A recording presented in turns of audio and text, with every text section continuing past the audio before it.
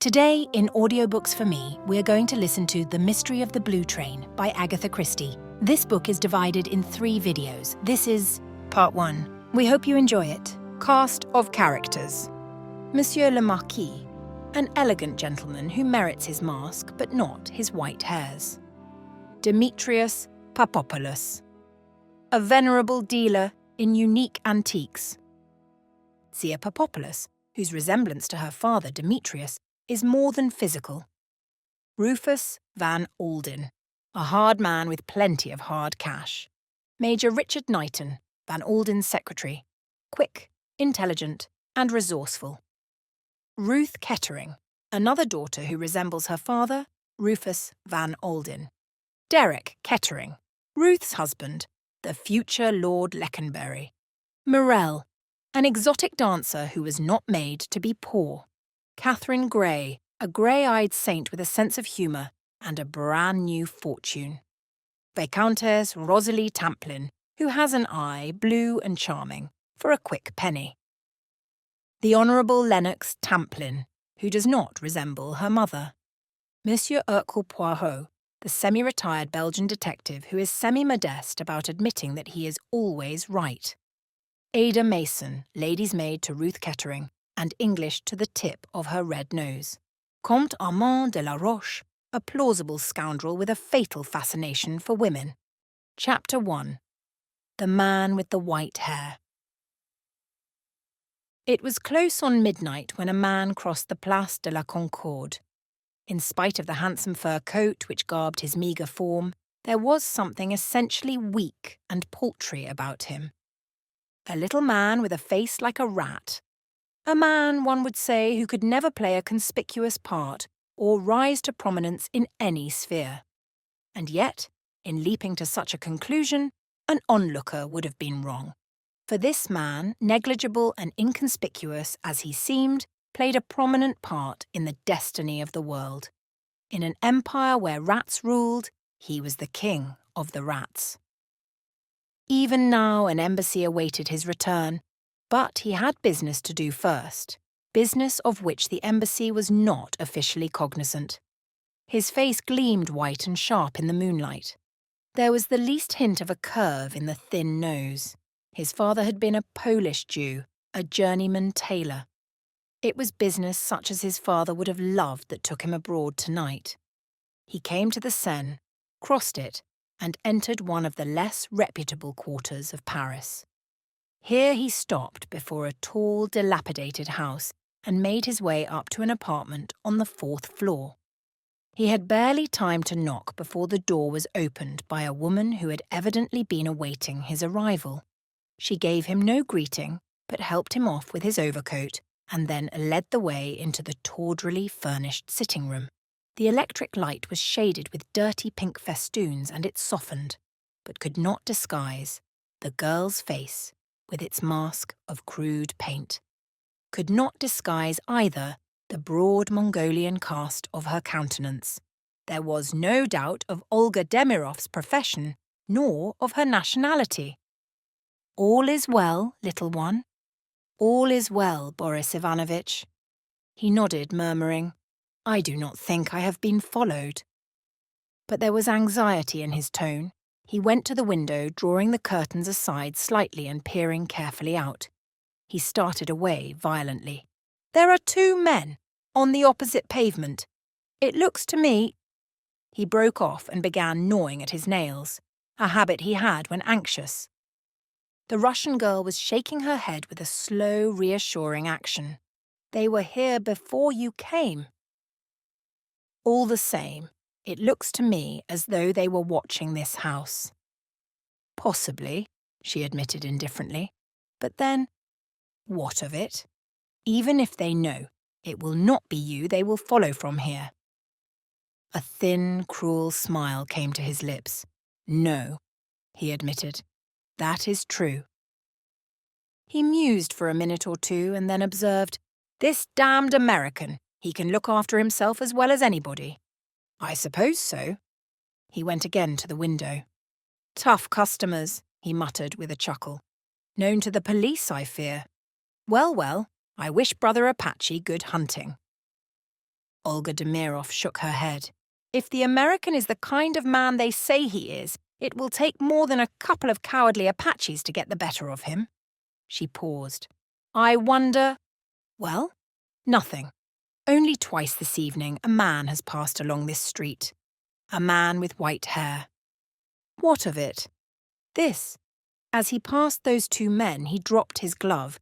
One of them picked it up and returned it to him. A threadbare device. You mean that the white-haired man is their employer? Something of the kind. The Russian looked alarmed and uneasy. You are sure the parcel is safe? It has not been tampered with? There has been too much talk. Much too much talk. He gnawed his nails again. Judge for yourself. She bent to the fireplace, deftly removing the coals. Underneath, from amongst the crumpled balls of newspaper, she selected from the very middle an oblong package wrapped round with grimy newspaper and handed it to the man. Ingenious, he said with a nod of approval. The apartment has been searched twice. The mattress on my bed was ripped open. It is as I said, he muttered. There has been too much talk. This haggling over the price. It was a mistake. He had unwrapped the newspaper. Inside was a small brown paper parcel. This, in turn, he unwrapped, verified the contents, and quickly wrapped it up once more. As he did so, an electric bell rang sharply. The American is punctual, said Olga, with a glance at the clock. She left the room. In a minute she returned, ushering in a stranger, a big, broad-shouldered man whose transatlantic origin was evident. His keen glance went from one to the other. Monsieur Krasnine? He inquired politely. I am he, said Boris. I must apologise for the unconventionality of this meeting place, but secrecy is urgent. I cannot afford to be connected with this business in any way. Is that so? Said the American politely. I have your word, have I not, that no details of this transaction will be made public. That is one of the conditions of sale. The American nodded. That has already been agreed upon, he said indifferently. Now perhaps you will produce the goods. You have the money? In notes? Yes, replied the other. He did not, however, make any attempt to produce it. After a moment's hesitation, Krasnine gestured towards the small parcel on the table. The American took it up and unrolled the wrapping paper. The contents he took over to a small electric lamp and submitted them to a very thorough examination. Satisfied, he drew from his pocket a thick leather wallet and extracted from it a wad of notes. These he handed to the Russian, who counted them carefully. All right? I thank you, monsieur. Everything is correct. Ah, said the other. He slipped the brown paper parcel negligently into his pocket. He bowed to Olga. Good evening, mademoiselle. Good evening, Monsieur Krasnine. He went out, shutting the door behind him. The eyes of the two in the room met. The man passed his tongue over his dry lips. I wonder, will he ever get back to his hotel? He muttered. By common accord, they both turned to the window. They were just in time to see the American emerge into the street below. He turned to the left and marched along at a good pace without once turning his head. Two shadows stole from a doorway and followed noiselessly. Pursuers and pursued vanished into the night. Olga Demirov spoke. He will get back safely, she said. You need not fear or hope, whichever it is. Why do you think he will be safe? Asked Krasnine curiously. A man who has made as much money as he has could not possibly be a fool, said Olga. And talking of money… She looked significantly at Krasnine. Eh? My share, Boris Ivanovitch. With some reluctance, Krasnine handed over two of the notes. She nodded her thanks, with a complete lack of emotion, and tucked them away in her stocking. That is good, she remarked with satisfaction. He looked at her curiously. You have no regrets, Olga Vassilovna. Regrets? For what? For what has been in your keeping. There are women, most women, I believe, who go mad over such things. She nodded reflectively. Yes, you speak truth there. Most women have that madness. I have not. I wonder now. She broke off. Well? Asked the other curiously. The American will be safe with them, yes, I am sure of that. But afterwards, eh? What are you thinking of?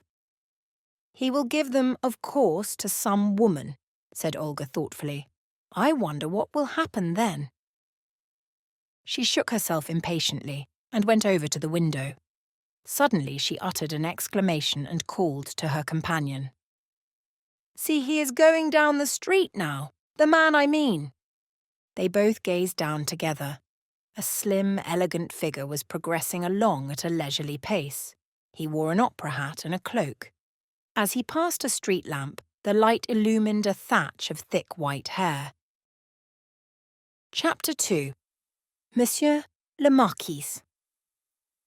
The man with the white hair continued on his course, unhurried and seemingly indifferent to his surroundings.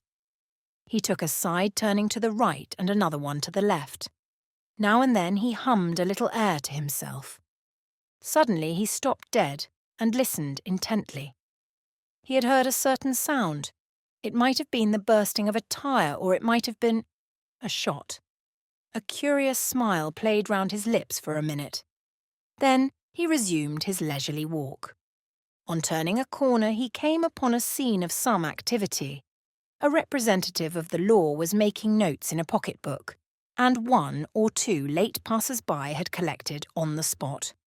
To one of these, the man with the white hair made a polite request for information. Something has been happening, yes? Mais oui, monsieur. 2 Apaches set upon an elderly American gentleman. They did him no injury? No, indeed, the man laughed. The American, he had a revolver in his pocket, and before they could attack him, he fired shots so closely round them that they took alarm and fled. The police, as usual, arrived too late.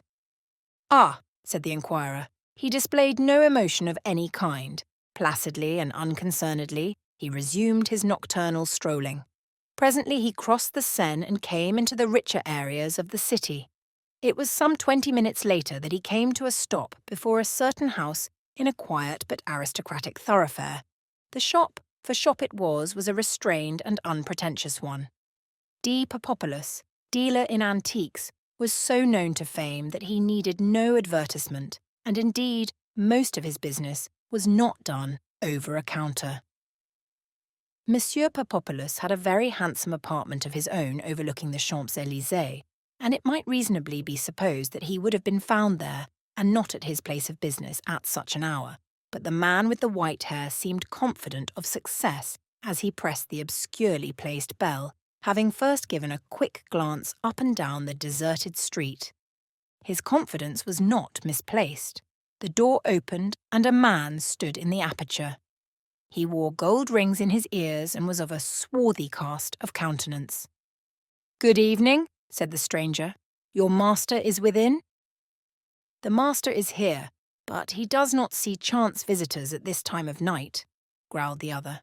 "I think he will see me. Tell him that his friend, Monsieur le Marquis, is here." The man opened the door a little wider and allowed the visitor to enter. The man who gave his name as Monsieur le Marquis had shielded his face with his hand as he spoke. When the manservant returned with the information that Monsieur Papopoulos would be pleased to receive the visitor, a further change had taken place in the stranger's appearance. The manservant must have been very unobservant or very well trained, for he betrayed no surprise at the small black satin mask which hid the other's features. Leading the way to a door at the end of the hall, he opened it and announced in a respectful murmur, "Monsieur le Marquis." The figure which rose to receive this strange guest was an imposing one. There was something venerable and patriarchal about Monsieur Papopoulos. He had a high domed forehead and a beautiful white beard. His manner had in it something ecclesiastical and benign. "My dear friend," said Monsieur Papopoulos. He spoke in French and his tones were rich and unctuous. "I must apologize," said the visitor, "for the lateness of the hour." "Not at all, not at all," said Monsieur Papopoulos. "An interesting time of night. You have had, perhaps, an interesting evening?" "Not personally," said Monsieur le Marquis. "Not personally," repeated Monsieur Papopoulos. "No, no, of course not. And there is news, eh?" He cast a sharp glance sideways at the other, a glance that was not ecclesiastical or benign in the least. "There is no news. The attempt failed. I hardly expected anything else." "Quite so," said Monsieur Papopoulos. "Anything crude?" He waved his hand to express his intense distaste for crudity in any form. There was indeed nothing crude about Monsieur Papopoulos, nor about the goods he handled. He was well known in most European courts, and kings called him Demetrius in a friendly manner. He had the reputation for the most exquisite discretion. That, together with the nobility of his aspect, had carried him through several very questionable transactions. "The direct attack," said Monsieur Papopoulos. He shook his head. "It answers sometimes, but very seldom." The other shrugged his shoulders. "It saves time," he remarked, "and to fail costs nothing, or next to nothing. The other plan will not fail." "Ah," said Monsieur Papopoulos, looking at him keenly. The other nodded slowly. "I have great confidence in your, reputation," said the antique dealer. Monsieur le Marquis smiled gently. "I think I may say," he murmured, "that your confidence will not be misplaced." "You have unique opportunities," said the other, with a note of envy in his voice. "I make them," said Monsieur le Marquis. He rose and took up the cloak which he had thrown carelessly on the back of a chair. "I will keep you informed, Monsieur Papopoulos, through the usual channels, but there must be no hitch in your arrangements." Monsieur Papopoulos was pained. "There is never a hitch in my arrangements," he complained. The other smiled, and without any further word of adieu, he left the room, closing the door behind him. Monsieur Papopoulos remained in thought for a moment, stroking his venerable white beard, and then moved across to a second door which opened inwards. As he turned the handle, a young woman, who only too clearly had been leaning against it with her ear to the keyhole, stumbled headlong into the room. Monsieur Papopoulos displayed neither surprise nor concern. It was evidently all quite natural to him. "Well, Zia?" he asked. "I did not hear him go," explained Zia. She was a handsome young woman, built on Juno-esque lines, with dark flashing eyes and such a general air of resemblance to Monsieur Papopoulos that it was easy to see they were father and daughter. "It is annoying," she continued vexedly, "that one cannot see through a keyhole and hear through it at the same time." "It has often annoyed me," said Monsieur Papopoulos, with great simplicity. "So that is Monsieur le Marquis," said Zia slowly. "Does he always wear a mask, father?" "Always." There was a pause. "It is the rubies, I suppose?" asked Zia. Her father nodded. "What do you think, my little one?" he inquired, with a hint of amusement in his beady black eyes. "Of Monsieur le Marquis?" "Yes." "I think," said Zia slowly, "that it is a very rare thing to find a well-bred Englishman who speaks French as well as that." "Ah," said Monsieur Papopoulos, "so that is what you think." As usual, he did not commit himself, but he regarded Zia with benign approval. "I thought too," said Zia, "that his head was an odd shape." "Massive," said her father, "a trifle massive, but then that effect is always created by a wig." They both looked at each other and smiled. Chapter 3. Heart of Fire. Rufus Van Alden passed through the revolving doors of the Savoy and walked to the reception desk. The desk clerk smiled a respectful greeting. "Pleased to see you back again, Mr. Van Alden," he said. The American millionaire nodded his head in a casual greeting. "Everything all right?" he asked. "Yes, sir. Major Knighton is upstairs in the suite now." Van Alden nodded again. "Any mail?" he vouchsafed. "They have all been sent up, Mr. Van Alden. Oh, wait a minute." He dived into a pigeonhole and produced a letter. "Just come this minute," he explained. Rufus Van Alden took the letter from him, and as he saw the handwriting, a woman's flowing hand, his face was suddenly transformed. The harsh contours of it softened, and the hard line of his mouth relaxed. He looked a different man.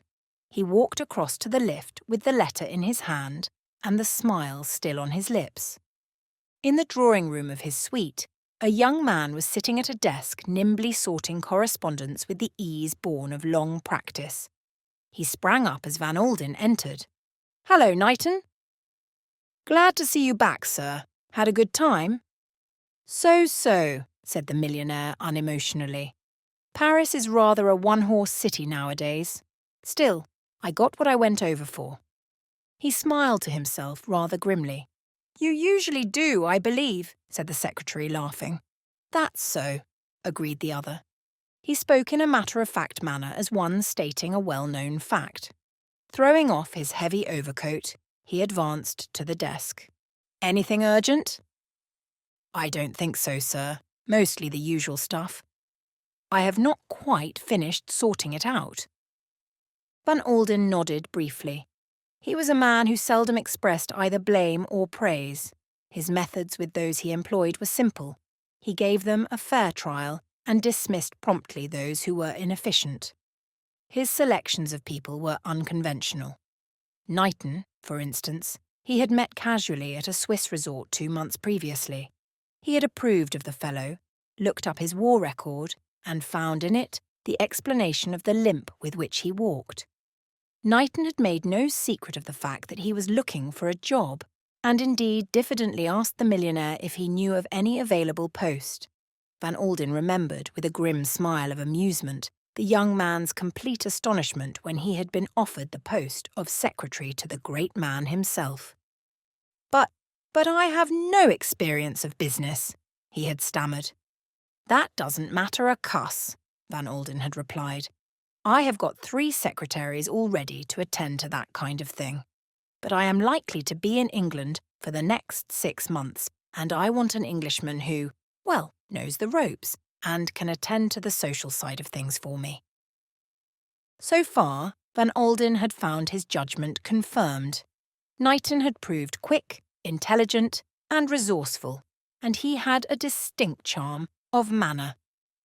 The secretary indicated 3 or 4 letters placed by themselves on the top of the desk. "It might perhaps be as well, sir, if you glanced at these," he suggested. "The top one is about the Colton agreement." But Rufus Van Alden held up a protesting hand. "I am not going to look at a darn thing tonight," he declared. "They can all wait till the morning. Except this one," he added, looking down at the letter he held in his hand. And again that strange, transforming smile stole over his face. Richard Knighton smiled sympathetically. "Mrs. Kettering," he murmured. "She rang up yesterday and today. She seems very anxious to see you at once, sir." "Does she now?" The smile faded from the millionaire's face. He ripped open the envelope which he held in his hand and took out the enclosed sheet. As he read it, his face darkened, his mouth set grimly in the line which Wall Street knew so well, and his brows knit themselves ominously. Knighton turned tactfully away and went on opening letters and sorting them. A muttered oath escaped the millionaire, and his clenched fist hit the table sharply. "I'll not stand for this," he muttered to himself. "Poor little girl. It's a good thing she has her old father behind her." He walked up and down the room for some minutes, his brows drawn together in a scowl. Knighton still bent assiduously over the desk. Suddenly Van Alden came to an abrupt halt. He took up his overcoat from the chair where he had thrown it. "Are you going out again, sir?" "Yes, I'm going round to see my daughter." If Colton's people ring up—" "Tell them to go to the devil," said Van Alden. "Very well," said the secretary unemotionally. Van Alden had his overcoat on by now. Cramming his hat upon his head, he went towards the door. He paused with his hand upon the handle. "You are a good fellow, Knighton," he said. "You don't worry me when I am rattled." Knighton smiled a little, but made no reply. "Ruth is my only child," said Van Alden, "and there is no one on this earth who knows quite what she means to me." A faint smile irradiated his face. He slipped his hand into his pocket. "Care to see something, Knighton?" He came back towards the secretary. From his pocket he drew out a parcel carelessly wrapped in brown paper. He tossed off the wrapping and disclosed a big, shabby, red velvet case. In the centre of it were some twisted initials surmounted by a crown. He snapped the case open, and the secretary drew in his breath sharply. Against the slightly dingy white of the interior, the stones glowed like blood. "My God, sir," said Knighton, Are they real?" Van Alden laughed a quiet little cackle of amusement. "I don't wonder at your asking that. Amongst these rubies are the 3 largest in the world. Catherine of Russia wore them. Knighton. That centre one there is known as Heart of Fire. It's perfect. Not a flaw in it." "But," the secretary murmured, "they must be worth a fortune." $400,000 or $500,000, said Van Alden nonchalantly, "and that is apart from the historical interest." "And you carry them about, like that, loose in your pocket?" Van Alden laughed amusedly. "I guess so. You see, they are my little present for Ruthie." The secretary smiled discreetly. "I can understand now Mrs. Kettering's anxiety over the telephone," he murmured, but Van Alden shook his head. The hard look returned to his face. "You are wrong there," he said. "She doesn't know about these. They are my little surprise for her." He shut the case and began slowly to wrap it up again. "It's a hard thing, Knighton," he said, "how little one can do for those one loves. I can buy a good portion of the earth for Ruth, if it would be any use to her, but it isn't. I can hang these things round her neck and give her a moment or two's pleasure, maybe, but—" he shook his head. "When a woman is not happy in her home—" He left the sentence unfinished. The secretary nodded discreetly. He knew none better the reputation of the Honourable Derek Kettering. Van Alden sighed. Slipping the parcel back in his coat pocket, he nodded to Knighton and left the room. Chapter 4. In Curzon Street. The Honourable Mrs. Derek Kettering lived in Curzon Street. The butler who opened the door recognised Rufus Van Alden at once and permitted himself a discreet smile of greeting. He led the way upstairs to the big double drawing-room on the first floor. A woman who was sitting by the window started up with a cry. "Why, Dad, if that isn't too good for anything. I've been telephoning Major Knighton all day to try and get hold of you, but he couldn't say for sure when you were expected back." Ruth Kettering was 28 years of age. Without being beautiful, or in the real sense of the word even pretty, she was striking-looking because of her colouring. Van Alden had been called carrots and ginger in his time, and Ruth's hair was almost pure auburn. With it went dark eyes and very black lashes, the effect somewhat enhanced by art. She was tall and slender, and moved well. At a careless glance, it was the face of a Raphael Madonna. Only if one looked closely did one perceive the same line of jaw and chin, as in Van Alden's face, bespeaking the same hardness and determination. It suited the man, but suited the woman less well. From her childhood upward, Ruth Van Alden had been accustomed to having her own way, and anyone who had ever stood up against her soon realised that Rufus Van Alden's daughter never gave in. "Knighton told me you'd phoned him," said Van Alden. "I only got back from Paris half an hour ago. What's all this about Derek?" Ruth Kettering flushed angrily. It's unspeakable. It's beyond all limits, she cried. He doesn't seem to listen to anything I say. There was bewilderment as well as anger in her voice. He'll listen to me, said the millionaire grimly. Ruth went on. I've hardly seen him for the last month. He goes about everywhere with that woman. With what woman? Morel. She dances at the Parthenon, you know. Van Alden nodded. I was down at Leconbury last week. I spoke to Lord Leconbury. He was awfully sweet to me, sympathised entirely. He said he'd give Derek a good talking to. Ah, said Van Alden. What do you mean by Dad? Just what you think I mean, Ruthie. Poor old Leconbury is a washout. Of course he sympathised with you. Of course he tried to soothe you down. Having got his son and heir married to the daughter of one of the richest men in the States, he naturally doesn't want to mess the thing up. But he's got one foot in the grave already. Everyone knows that, and anything he may say will cut darned little ice with Derek. Can't you do anything, Dad? Urged Ruth after a minute or two. I might, said the millionaire. He waited a second reflectively, and then went on. There are several things I might do, but there's only one that will be any real good. How much pluck have you got, Ruthie? She stared at him. He nodded back at her. I mean just what I say. Have you got the grit to admit to all the world that you've made a mistake? There's only one way out of this mess, Ruthie. Cut your losses and start afresh. You mean divorce. Divorce. Van Alden smiled dryly. You say that word, Ruth, as though you'd never heard it before, and yet your friends are doing it all around you every day. Oh, I know that, but... She stopped, biting her lip. Her father nodded comprehendingly. I know, Ruth, you're like me. You can't bear to let go.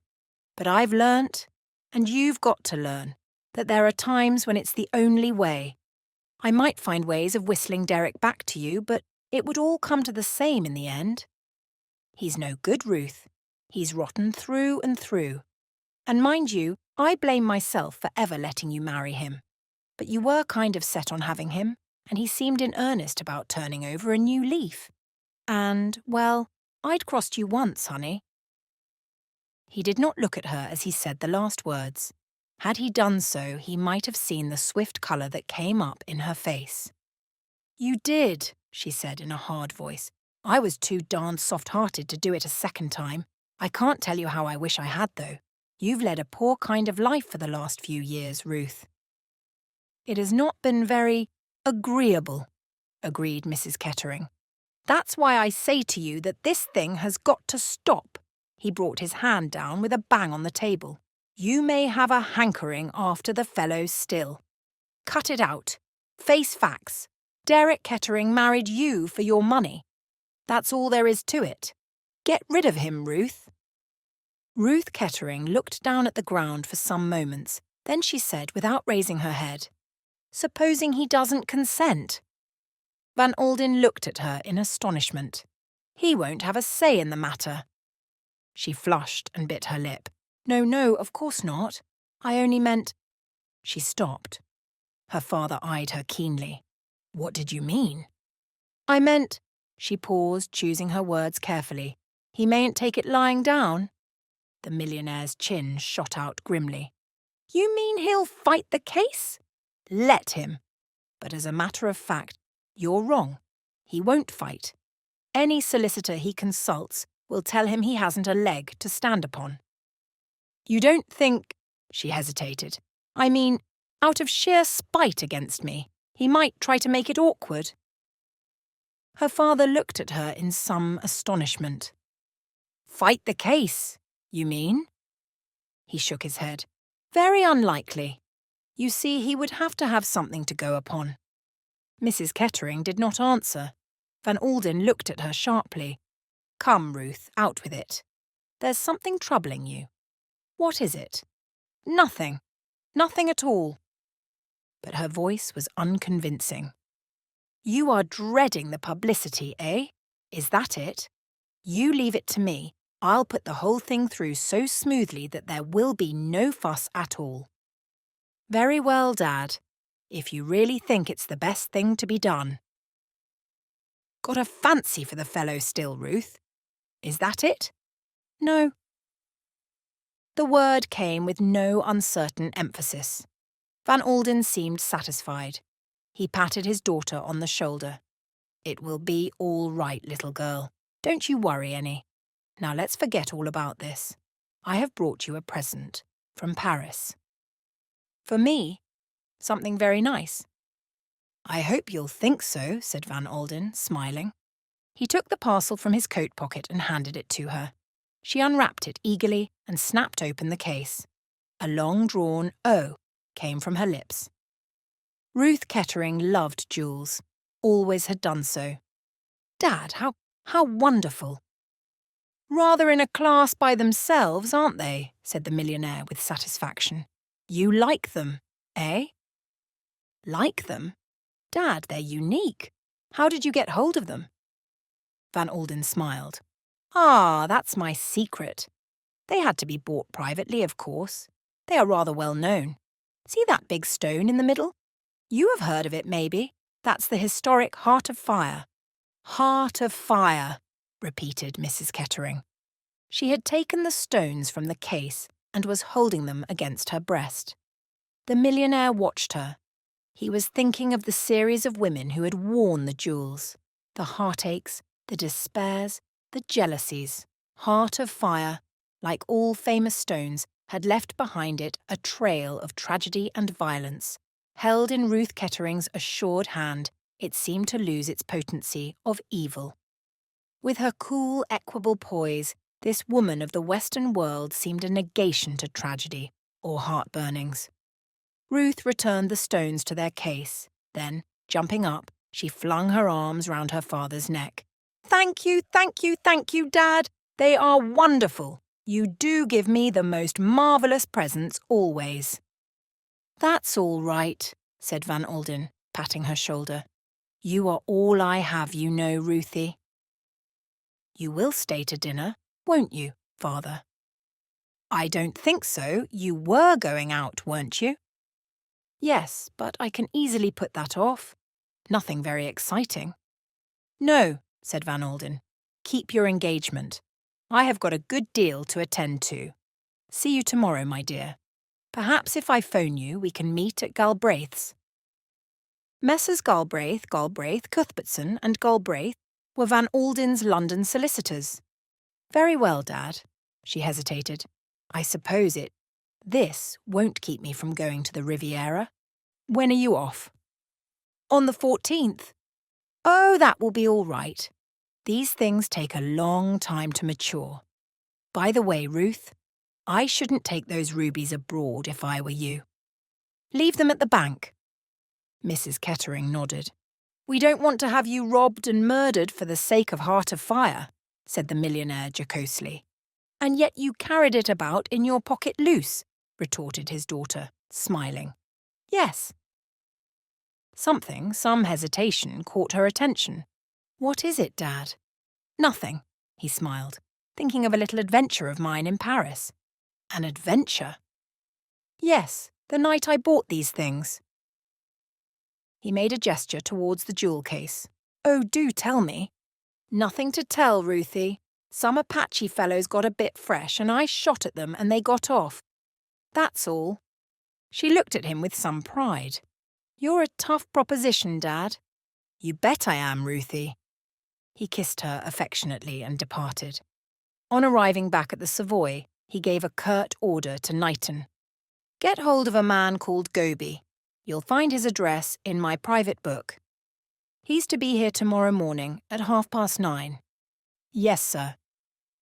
"I also want to see Mr. Kettering. Run him to earth for me if you can. Try his club. At any rate, get hold of him somehow, and arrange for me to see him here tomorrow morning. Better make it lattish. About 12. His sort aren't early risers." The secretary nodded in comprehension of these instructions.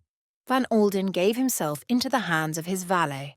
His bath was prepared, and as he lay luxuriating in the hot water, His mind went back over the conversation with his daughter. On the whole, he was well satisfied. His keen mind had long since accepted the fact that divorce was the only possible way out. Ruth had agreed to the proposed solution with more readiness than he had hoped for. Yet, in spite of her acquiescence, he was left with a vague sense of uneasiness. Something about her manner, he felt, had not been quite natural. He frowned to himself. "Maybe I'm fanciful," he muttered, "and yet, I bet there's something she has not told me." Chapter 5. A Useful Gentleman. Rufus Van Alden had just finished the sparse breakfast of coffee and dry toast, which was all he ever allowed himself, when Knighton entered the room. "Mr. Goby is below, sir, waiting to see you." The millionaire glanced at the clock. It was just 9:30. "All right," he said curtly. "He can come up." A minute or two later, Mr. Goby entered the room. He was a small, elderly man, shabbily dressed, with eyes that looked carefully all round the room and never at the person he was addressing. "Good morning, Goby," said the millionaire. "Take a chair." "Thank you, Mr. Van Alden." Mr. Goby sat down with his hands on his knees and gazed earnestly at the radiator. "I have got a job for you." "Yes, Mr. Van Alden." "My daughter is married to the Honourable Derek Kettering, as you may perhaps know." Mr. Goby transferred his gaze from the radiator to the left-hand drawer of the desk and permitted a deprecating smile to pass over his face. Mr. Goby knew a great many things, but he always hated to admit the fact. "By my advice, she is about to file a petition for divorce. That, of course, is a solicitor's business. But, for private reasons, I want the fullest and most complete information." Mr. Goby looked at the cornice and murmured, "About Mr. Kettering." "About Mr. Kettering. Very good, sir." Mr. Goby rose to his feet. "When will you have it ready for me?" "Are you in a hurry, sir?" "I'm always in a hurry," said the millionaire. Mr. Goby smiled understandingly at the fender. "Shall we say 2 o'clock this afternoon, sir?" he asked. "Excellent," approved the other. "Good morning, Goby." "Good morning, Mr. Van Alden." "That's a very useful man," said the millionaire, as Goby went out and his secretary came in. "In his own line, he's a specialist." "What is his line?" "Information. Give him 24 hours and he would lay the private life of the Archbishop of Canterbury bare for you." "A useful sort of chap," said Knighton with a smile. "He has been useful to me once or twice," said Van Alden. "Now then, Knighton, I'm ready for work." The next few hours saw a vast quantity of business rapidly transacted. It was 12:30 when the telephone bell rang, and Mr. Van Alden was informed that Mr. Kettering had called. Knighton looked at Van Alden and interpreted his brief nod. "Ask Mr. Kettering to come up, please." The secretary gathered up his papers and departed. He and the visitor passed each other in the doorway, and Derek Kettering stood aside to let the other go out. Then he came in, shutting the door behind him. "Good morning, sir. You are very anxious to see me, I hear." The lazy voice, with its slightly ironic inflection, roused memories in Van Alden. There was charm in it. There had always been charm in it. He looked piercingly at his son-in-law. Derek Kettering was 34, lean of build, with a dark, narrow face, which had even now something indescribably boyish in it. "Come in," said Van Alden curtly. "Sit down." Kettering flung himself lightly into an armchair. He looked at his father-in-law with a kind of tolerant amusement. "Not seen you for a long time, sir," he remarked pleasantly. "About 2 years, I should say. Seen Ruth yet?" "I saw her last night," said Van Alden. "Looking very fit, isn't she?" said the other lightly. "I didn't know you had had much opportunity of judging," said Van Alden dryly. Derek Kettering raised his eyebrows. "Oh, we sometimes meet at the same nightclub, you know," he said airily. "I am not going to beat about the bush," Van Alden said curtly. I have advised Ruth to file a petition for divorce." Derek Kettering seemed unmoved. "How drastic," he murmured. "Do you mind if I smoke, sir?"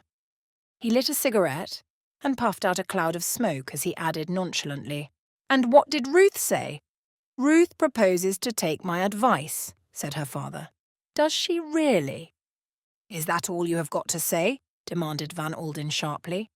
Kettering flicked his ash into the grate. "I think you know," he said with a detached air, "that she's making a great mistake." "From your point of view, she doubtless is," said Van Alden grimly. "Oh, come now," said the other. "Don't let's be personal. I really wasn't thinking of myself at the moment. I was thinking of Ruth. You know my poor old governor really can't last much longer. All the doctors say so. Ruth had better give it a couple more years, then I shall be Lord Leconbury, and she can be Chatelaine of Leconbury, which is what she married me for." "I won't have any of your darned impudence," roared Van Alden. Derek Kettering smiled at him quite unmoved. "I agree with you. It's an obsolete idea," he said. "There's nothing in a title nowadays. Still, Leconbury is a very fine old place, and after all, we are one of the oldest families in England. It will be very annoying for Ruth if she divorces me to find me marrying again, and some other woman queening it at Leconbury instead of her." "I am serious, young man," said Van Alden. "Oh, so am I," said Kettering. "I am in very low water financially. It will put me in a nasty hole if Ruth divorces me, and after all, if she has stood it for 10 years, why not stand it a little longer? I give you my word of honour that the old man can't possibly last out another 18 months, and, as I said before, it's a pity Ruth shouldn't get what she married me for." "You suggest that my daughter married you for your title and position?" Derek Kettering laughed a laugh that was not all amusement. "You don't think it was a question of a love match?" he asked. "I know," said Van Alden slowly, "that you spoke very differently in Paris 10 years ago." "Did I? Perhaps I did. Ruth was very beautiful, you know, rather like an angel or a saint, or something that had stepped down from a niche in a church. I had fine ideas, I remember, of turning over a new leaf, of settling down and living up to the highest traditions of English home life with a beautiful wife who loved me." He laughed again, rather more discordantly. "But you don't believe that, I suppose," he said. "I have no doubt at all that you married Ruth for her money," said Van Alden unemotionally. "And that she married me for love?" asked the other ironically. "Certainly," said Van Alden. Derek Kettering stared at him for a minute or two, then he nodded reflectively. "I see you believe that," he said. "So did I at the time. I can assure you, my dear father-in-law, I was very soon undeceived." "I don't know what you are getting at," said Van Alden, "and I don't care. You have treated Ruth darned badly." "Oh, I have," agreed Kettering lightly. "But she's tough, you know. She's your daughter. Underneath the pink and white softness of her, she's as hard as granite. You have always been known as a hard man, so I have been told, but Ruth is harder than you are. You, at any rate, love one person better than yourself. Ruth never has and never will." "That is enough," said Van Alden. "I asked you here so that I could tell you fair and square what I meant to do. My girl has got to have some happiness, and remember this, I am behind her." Derek Kettering got up and stood by the mantelpiece. He tossed away his cigarette. When he spoke, his voice was very quiet. "What exactly do you mean by that, I wonder?" he said. "I mean," said Van Alden, "that you had better not try to defend the case." "Oh," said Kettering. "Is that a threat?" "You can take it any way you please," said Van Alden. Kettering drew a chair up to the table. He sat down, fronting the millionaire. "And supposing," he said softly, "that, just for argument's sake, I did defend the case." Van Alden shrugged his shoulders. "You have not got a leg to stand upon, you young fool. Ask your solicitors. They will soon tell you." Your conduct has been notorious, the talk of London. Ruth has been kicking up a row about Morel, I suppose, very foolish of her. I don't interfere with her friends. What do you mean? Said Van Alden sharply. Derek Kettering laughed. I see you don't know everything, sir, he said. You are, perhaps, naturally, prejudiced. He took up his hat and stick and moved towards the door. Giving advice is not much in my line. He delivered his final thrust. But, in this case, I should advise most strongly perfect frankness between father and daughter. He passed quickly out of the room and shut the door behind him just as the millionaire sprang up. Now what the hell did he mean by that? Said Van Alden as he sank back into his chair again. All his uneasiness returned in full force. There was something here that he had not yet got to the bottom of. The telephone was by his elbow. He seized it and asked for the number of his daughter's house. Hello, hello. Is that Mayfair 81907 Mrs. Kettering in? Oh, she's out, is she? Yes, out to lunch. What time will she be in? You don't know?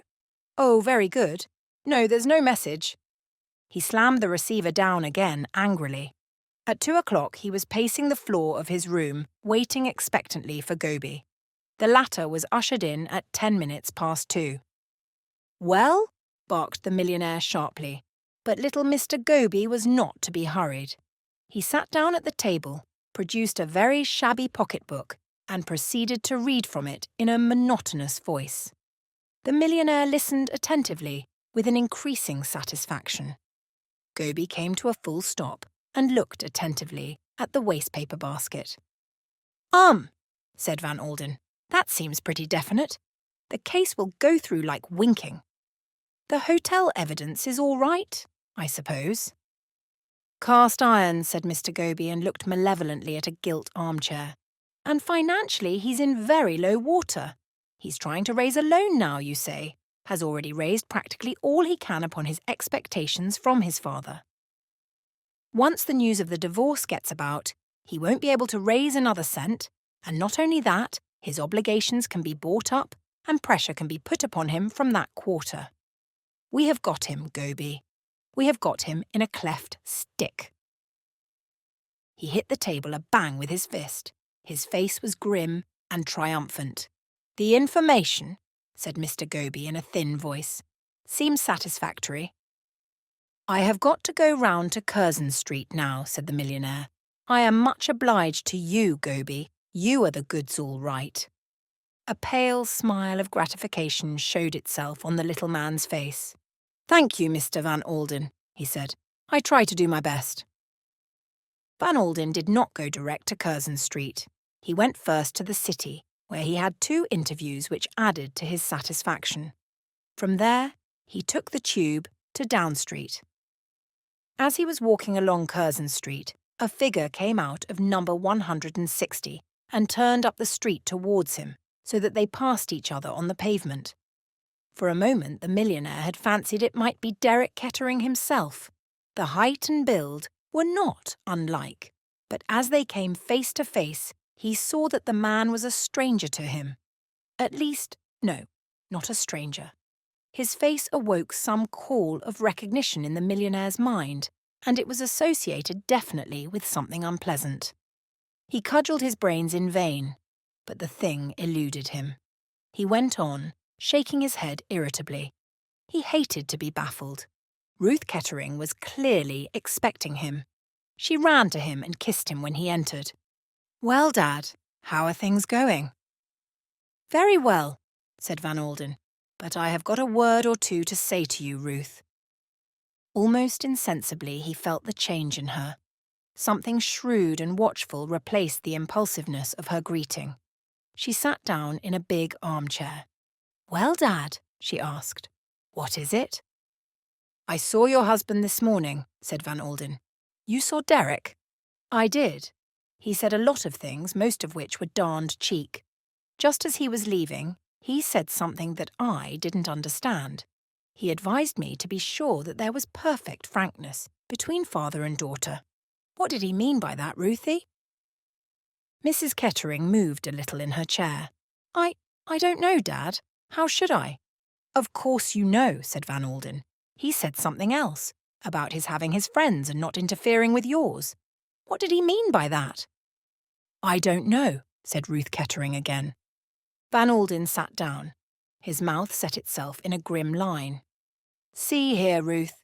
I am not going into this with my eyes closed. I am not at all sure that husband of yours doesn't mean to make trouble. Now he can't do it. I am sure of that. I have got the means to silence him, to shut his mouth for good and all, but I have got to know if there's any need to use those means. What did he mean by your having your own friends? Mrs. Kettering shrugged her shoulders. I have got lots of friends, she said uncertainly. I don't know what he meant, I am sure. You do, said Van Alden. He was speaking now as he might have spoken to a business adversary. I will put it plainer. Who is the man? What man? The man. That's what Derek was driving at. Some special man who is a friend of yours. You needn't worry, honey. I know there is nothing in it, but we have got to look at everything as it might appear to the court. They can twist these things about a good deal, you know. I want to know who the man is, and just how friendly you have been with him. Ruth didn't answer. Her hands were kneading themselves together in intense nervous absorption. Come, honey, said Van Alden in a softer voice. Don't be afraid of your old dad. I was not too harsh, was I? Even that time in Paris? By gosh! He stopped, thunderstruck. That's who it was, he murmured to himself. I thought I knew his face. What are you talking about, Dad? I don't understand. The millionaire strode across to her and took her firmly by the wrist. See here, Ruth, have you been seeing that fellow again? What fellow? The one we had all that fuss about years ago. You know who I mean well enough. You mean, she hesitated, you mean the Comte de la Roche? Comte de la Roche, snorted Van Alden. I told you at the time that the man was no better than a swindler. You had entangled yourself with him then very deeply, but I got you out of his clutches. Yes, you did, said Ruth bitterly. And I married Derek Kettering. You wanted to, said the millionaire sharply. She shrugged her shoulders. And now, said Van Alden slowly, you have been seeing him again, after all I told you. He has been in the house today. I met him outside and couldn't place him for the moment. Ruth Kettering had recovered her composure. I want to tell you one thing, Dad. You are wrong about Armand. The Comte de la Roche, I mean. Oh, I know there were several regrettable incidents in his youth. He has told me about them, but... Well, he has cared for me always. It broke his heart when you parted us in Paris, and now... She was interrupted by the snort of indignation her father gave. So you fell for that stuff, did you? You, a daughter of mine? My God. He threw up his hands. That women can be such darned fools. Chapter 6. Morel. Derek Kettering emerged from Van Alden's suite so precipitately that he collided with a lady passing across the corridor. He apologised, and she accepted his apologies with a smiling reassurance and passed on, leaving with him a pleasant impression of a soothing personality and rather fine grey eyes. For all his nonchalance, his interview with his father-in-law had shaken him more than he cared to show. He had a solitary lunch, and after it, frowning to himself a little, he went around to the sumptuous flat that housed the lady known as Mirelle. A trim Frenchwoman received him with smiles. But enter then, monsieur. Madame reposes herself. He was ushered into the long room with its eastern setting which he knew so well. Mirelle was lying on the divan, supported by an incredible number of cushions, all in varying shades of amber, to harmonise with the yellow ochre of her complexion. The dancer was a beautifully made woman, and if her face, beneath its mask of yellow, was in truth somewhat haggard, it had a bizarre charm of its own, and her orange lips smiled invitingly at Derek Kettering. He kissed her and flung himself into a chair. "What have you been doing with yourself? Just got up, I suppose?" The orange mouth widened into a long smile. "No," said the dancer. "I have been at work." She flung out a long, pale hand towards the piano, which was littered with untidy music scores. "Ambrose has been here. He has been playing me the new opera." Kettering nodded without paying much attention. He was profoundly uninterested in Claude Ambrose and the latter's operatic setting of Ibsen's Peer Gynt. So was Morel, for that matter, regarding it merely as a unique opportunity for her own presentation as Anitra. "It is a marvellous dance," she murmured. "I shall put all the passion of the desert into it. I shall dance hung over with jewels. Ah, and by the way, mon ami, there is a pearl that I saw yesterday in Bond Street. A black pearl." She paused, looking at him invitingly. "My dear girl," said Kettering, "it's no use talking of black pearls to me. At the present minute, as far as I am concerned, the fat is in the fire." She was quick to respond to his tone. She sat up, her big black eyes widening. "What is that you say, Derek? What has happened?" "My esteemed father-in-law," said Kettering, "is preparing to go off the deep end." "Eh?" "In other words, he wants Ruth to divorce me." "How stupid," said Morel. "Why should she want to divorce you?" Derek Kettering grinned. "Mainly because of you, chérie," he said. Morel shrugged her shoulders. "That is foolish," she observed in a matter-of-fact voice. "Very foolish," agreed Derek. "What are you going to do about it?" demanded Morel. "My dear girl, what can I do? On the one side, the man with unlimited money. On the other side, the man with unlimited debts. There is no question as to who will come out on top." "They are extraordinary, these Americans," commented Morel. "It is not as though your wife were fond of you." "Well," said Derek, "what are we going to do about it?" She looked at him inquiringly. He came over and took both her hands in his. "Are you going to stick to me?" "What do you mean? After—" "Yes," said Kettering. "After. When the creditors come down like wolves on the fold. I am damned fond of you, Morel. Are you going to let me down?" She pulled her hands away from him. "You know I adore you, Derek." He caught the note of evasion in her voice. "So that's that, is it? The rats will leave the sinking ship?" "Ah, Derek!" "Out with it," he said violently. "You will fling me over. Is that it?" She shrugged her shoulders. "I am fond of you, mon ami. Indeed, I am fond of you. You are very charming. Un beau garçon. But ce n'est pas pratique. You are a rich man's luxury, eh? Is that it?" "If you like to put it that way." She leaned back on the cushions, her head flung back. "All the same, I am fond of you, Derek." He went over to the window and stood there some time looking out, with his back to her. Presently the dancer raised herself on her elbow and stared at him curiously. "What are you thinking of, mon ami?" He grinned at her over his shoulder, a curious grin that made her vaguely uneasy. "As it happened, I was thinking of a woman, my dear." "A woman? Eh?" Morel pounced on something that she could understand. "You are thinking of some other woman, is that it?"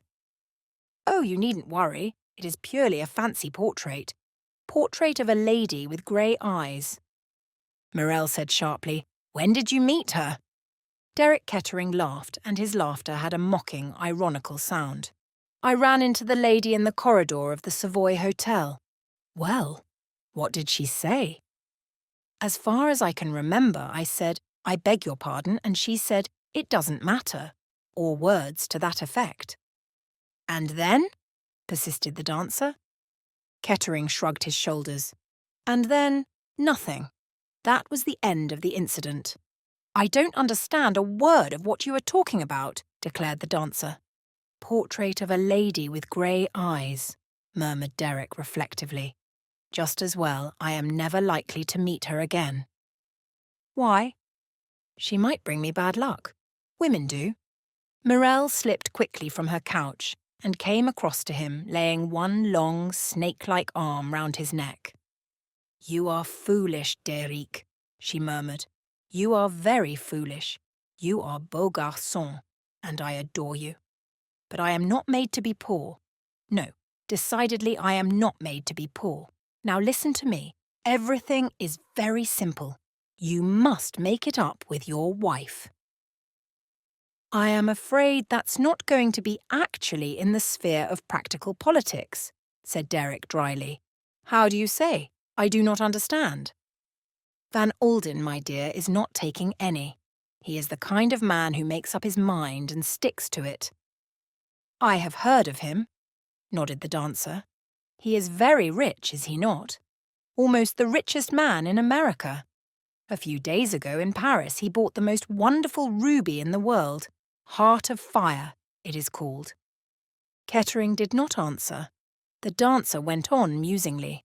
It is a wonderful stone, a stone that should belong to a woman like me. I love jewels, Derrick. They say something to me. Ah, to wear a ruby like Heart of Fire. She gave a little sigh, and then became practical once more. You don't understand these things, Derrick. You are only a man. Van Alden will give these rubies to his daughter, I suppose. Is she his only child? Yes. Then when he dies, she will inherit all his money. She will be a rich woman. She is a rich woman already, said Kettering dryly. He settled a couple of millions on her at her marriage. A couple of millions! But that is immense. And if she died suddenly, that would all come to you. As things stand at present, said Kettering slowly, it would. As far as I know, she has not made a will.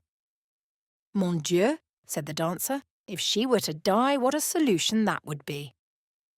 There was a moment's pause, and then Derrick Kettering laughed outright. I like your simple, practical mind, Morel, but I'm afraid what you desire won't come to pass. My wife is an extremely healthy person. Eh bien, said Morel, there are accidents. He looked at her sharply but did not answer.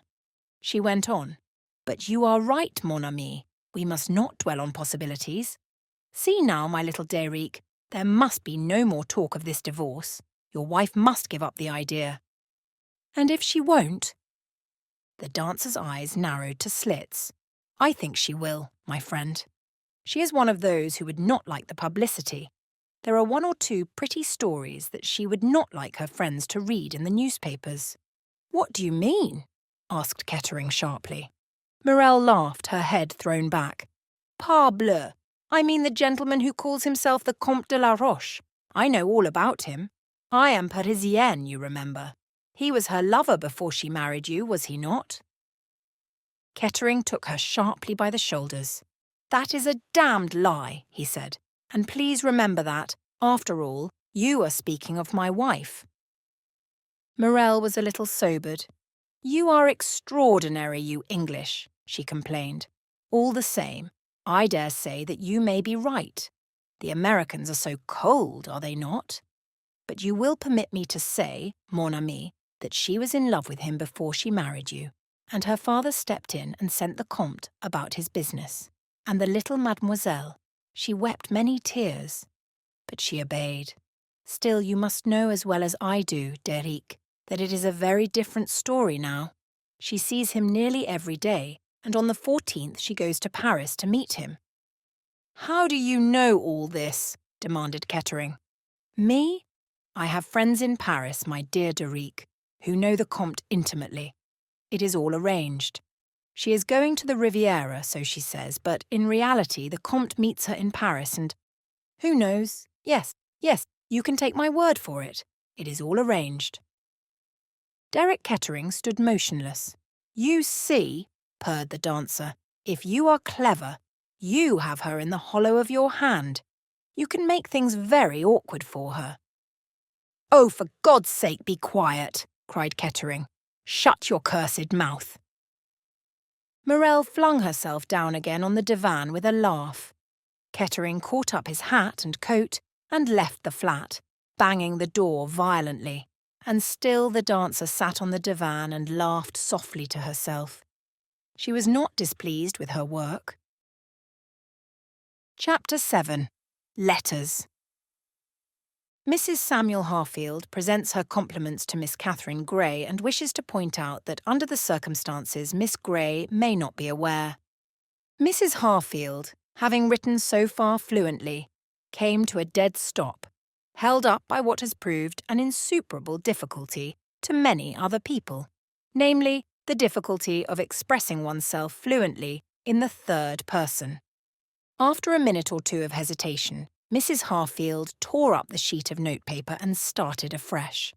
Dear Miss Grey, whilst fully appreciating the adequate way you discharged your duties to my cousin Jane, whose recent death has indeed been a severe blow to us all, I cannot but feel— Again Mrs. Harfield came to a stop. Once more the letter was consigned to the waste-paper basket.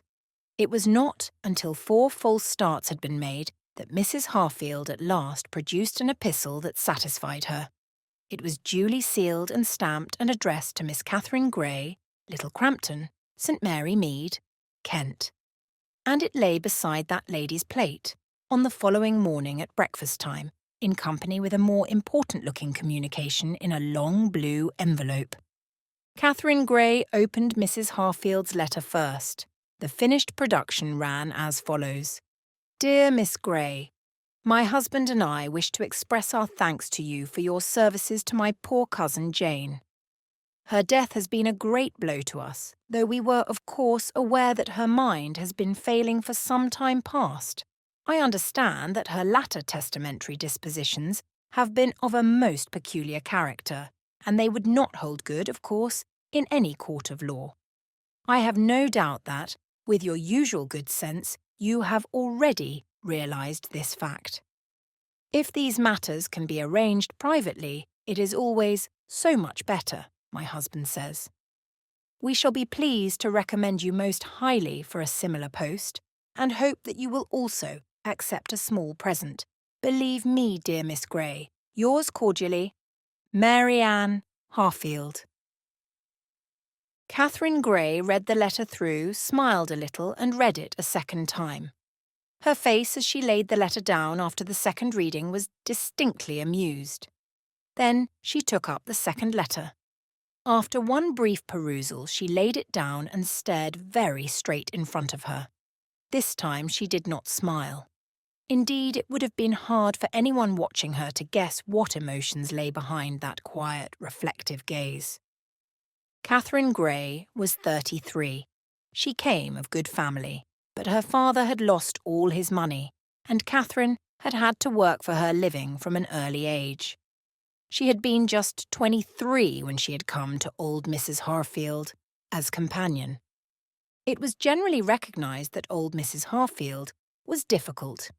Companions came and went with startling rapidity. They arrived full of hope, and they usually left in tears. But from the moment Catherine Grey set foot in Little Crampton, 10 years ago, perfect peace had reigned. No one knows how these things come about. Snake charmers, they say, are born, not made. Catherine Grey was born with the power of managing old ladies, dogs, and small boys, and she did it without any apparent sense of strain. At 23, she had been a quiet girl with beautiful eyes. At 33, she was a quiet woman with those same grey eyes, shining steadily out on the world with a kind of happy serenity that nothing could shake. Moreover, she had been born with, and still possessed, a sense of humour. As she sat at the breakfast table, staring in front of her, there was a ring at the bell, accompanied by a very energetic rat-a-tat-tat at the knocker. In another minute the little maidservant opened the door and announced rather breathlessly, "Dr. Harrison." The big, middle-aged doctor came bustling in with the energy and breeziness that had been foreshadowed by his onslaught on the knocker. "Good morning, Miss Grey." "Good morning, Dr. Harrison." "I dropped in early. began the doctor, in case you should have heard from one of those Harfield cousins. Mrs. Samuel, she calls herself. A perfectly poisonous person. Without a word, Catherine picked up Mrs. Harfield's letter from the table and gave it to him. With a good deal of amusement, she watched his perusal of it, the drawing together of the bushy eyebrows, the snorts and grunts of violent disapproval. He dashed it down again on the table. "Perfectly monstrous," he fumed. "Don't you let it worry you, my dear. They're talking through their hat. Mrs. Harfield's intellect was as good as yours or mine, and you won't get anyone to say the contrary. They wouldn't have a leg to stand upon, and they know it. All that talk of taking it into court is pure bluff. Hence this attempt to get round you in a hole-and-corner way. And look here, my dear, don't let them get round you with soft soap either. Don't get fancying it's your duty to hand over the cash, or any tomfoolery of conscientious scruples." "I'm afraid it hasn't occurred to me to have scruples," said Catherine. "All these people are distant relatives of Mrs. Harfield's husband, and they never came near her or took any notice of her in her lifetime." "You're a sensible woman," said the doctor. "I know none better that you've had a hard life of it for the last 10 years. You're fully entitled to enjoy the old lady's savings, such as they were." Catherine smiled thoughtfully. "Such as they were," she repeated. "You've no idea of the amount, doctor. Well, enough to bring in 500 a year or so, I suppose." Catherine nodded. "That's what I thought," she said. "Now read this." She handed him the letter she had taken from the long blue envelope. The doctor read and uttered an exclamation of utter astonishment. "Impossible," he muttered. "Impossible." She was one of the original shareholders in Mortals. 40 years ago she must have had an income of 8,000 or 10,000 a year. She has never, I am sure, spent more than 400 a year. She was always terribly careful about money. I always believed that she was obliged to be careful about every penny. And all the time the income has accumulated at compound interest. My dear, you're going to be a very rich woman." Catherine Grey nodded. "Yes," she said, "I am." She spoke in a detached, impersonal tone, as though she were looking at the situation from outside. "Well," said the doctor, preparing to depart, "you have all my congratulations." He flicked Mrs. Samuel Harfield's letter with his thumb. "Don't worry about that woman and her odious letter." "It really isn't an odious letter," said Miss Grey tolerantly. "Under the circumstances, I think it's really quite a natural thing to do." "I have the gravest suspicions of you sometimes," said the doctor. "Why?" "The things that you find perfectly natural." Catherine Grey laughed. Dr. Harrison retailed the great news to his wife at lunchtime. She was very excited about it. "Fancy old Mrs. Harfield, with all that money. I'm glad she left it to Catherine Grey. That girl's a saint." The doctor made a wry face. "Saints I always imagine must have been difficult people. Catherine Grey is too human for a saint." "She's a saint with a sense of humour," said the doctor's wife, twinkling. "And though I don't suppose you've ever noticed the fact, she's extremely good-looking." "Catherine Grey?" The doctor was honestly surprised. "She's got very nice eyes, I know." "Oh, you men!" cried his wife. "Blind as bats. Catherine's got all the makings of a beauty in her. All she wants is clothes." "Clothes? What's wrong with her clothes? She always looks very nice." Mrs. Harrison gave an exasperated sigh, and the doctor rose preparatory to starting on his rounds. "You might look in on her, Polly," he suggested. "I'm going to," said Mrs. Harrison promptly. She made her call about 3 o'clock. "My dear, I'm so glad," she said warmly, as she squeezed Catherine's hand. "And everyone in the village will be glad too." "It's very nice of you to come and tell me," said Catherine. "I hoped you would come in because I wanted to ask about Johnny." "Oh, Johnny. Well, Johnny was Mrs. Harrison's youngest son. In another minute she was off, retailing a long history in which Johnny's adenoids and tonsils bulked largely. Catherine listened sympathetically. Habits die hard. Listening had been her portion for 10 years now. My dear, I wonder if I ever told you about that naval ball at Portsmouth. When Lord Charles admired my gown? And composedly, kindly, Catherine would reply, I rather think you have, Mrs. Harfield, but I've forgotten about it. Won't you tell it me again? And then the old lady would start off full swing with numerous details, and half of Catherine's mind would be listening, saying the right things mechanically when the old lady paused. Now, with that same curious feeling of duality to which she was accustomed, she listened to Mrs. Harrison. At the end of half an hour, the latter recalled herself suddenly. I've been talking about myself all this time, she exclaimed, and I came here to talk about you and your plans. I don't know that I've got any yet. My dear, you're not going to stay on here. Catherine smiled at the horror in the other's tone. No, I think I want to travel. I've never seen much of the world, you know. I should think not. It must have been an awful life for you cooped up here all these years. I don't know, said Catherine. It gave me a lot of freedom. She caught the other's gasp and reddened a little. It must sound foolish saying that.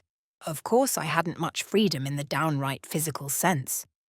I should think not, breathed Mrs. Harrison, remembering that Catherine had seldom had that useful thing, a day off. But, in a way, being tied physically gives you lots of scope mentally. You're always free to think. I've had a lovely feeling always of mental freedom. Mrs. Harrison shook her head. I can't understand that. Oh, you would if you'd been in my place, but all the same I feel I want a change. I want things to happen.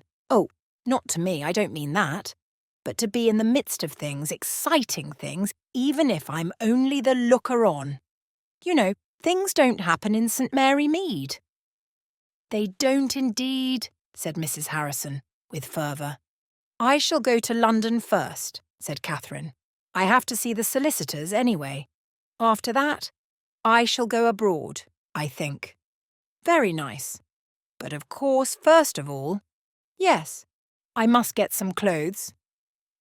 Exactly what I said to Arthur this morning, cried the doctor's wife.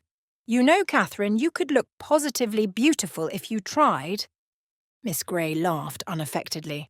Oh, I don't think you could ever make a beauty out of me, she said sincerely. But I shall enjoy having some really good clothes. I'm afraid I'm talking about myself an awful lot. Mrs. Harrison looked at her shrewdly. It must be quite a novel experience for you, she said dryly. Catherine went to say goodbye to old Miss Viner before leaving the village. Miss Viner was 2 years older than Mrs. Harfield, and her mind was mainly taken with her own success in outliving her dead friend. You wouldn't have thought I'd have outlasted Jane Harfield, would you? She demanded triumphantly of Catherine. We were at school together, she and I, and here we are, she taken, and I left. Who would have thought it? You've always eaten brown bread for supper, haven't you? Murmured Catherine mechanically. Fancy your remembering that, my dear. Yes, if Jane Harfield had had a slice of brown bread every evening and taken a little stimulant with her meals, she might be here today. The old lady paused, nodding her head triumphantly, then added in sudden remembrance. And so you've come into a lot of money, I hear. Well, well, take care of it. And you're going up to London to have a good time. Don't think you'll get married, though, my dear, because you won't. You're not the kind to attract the men. And besides, you're getting on. How old are you now? 33, Catherine told her. Well, remarked Miss Viner doubtfully, that's not so very bad. You've lost your first freshness, of course. I'm afraid so, said Catherine, much entertained. But you're a very nice girl, said Miss Viner kindly.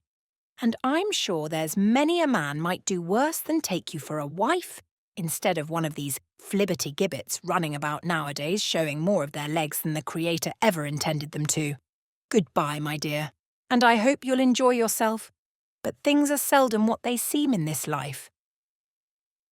Heartened by these prophecies, Catherine took her departure. Half the village came to see her off at the station, including the little maid of all work, Alice, who brought a stiff wired nosegay and cried openly. "There ain't a many like her," sobbed Alice, when the train had finally departed.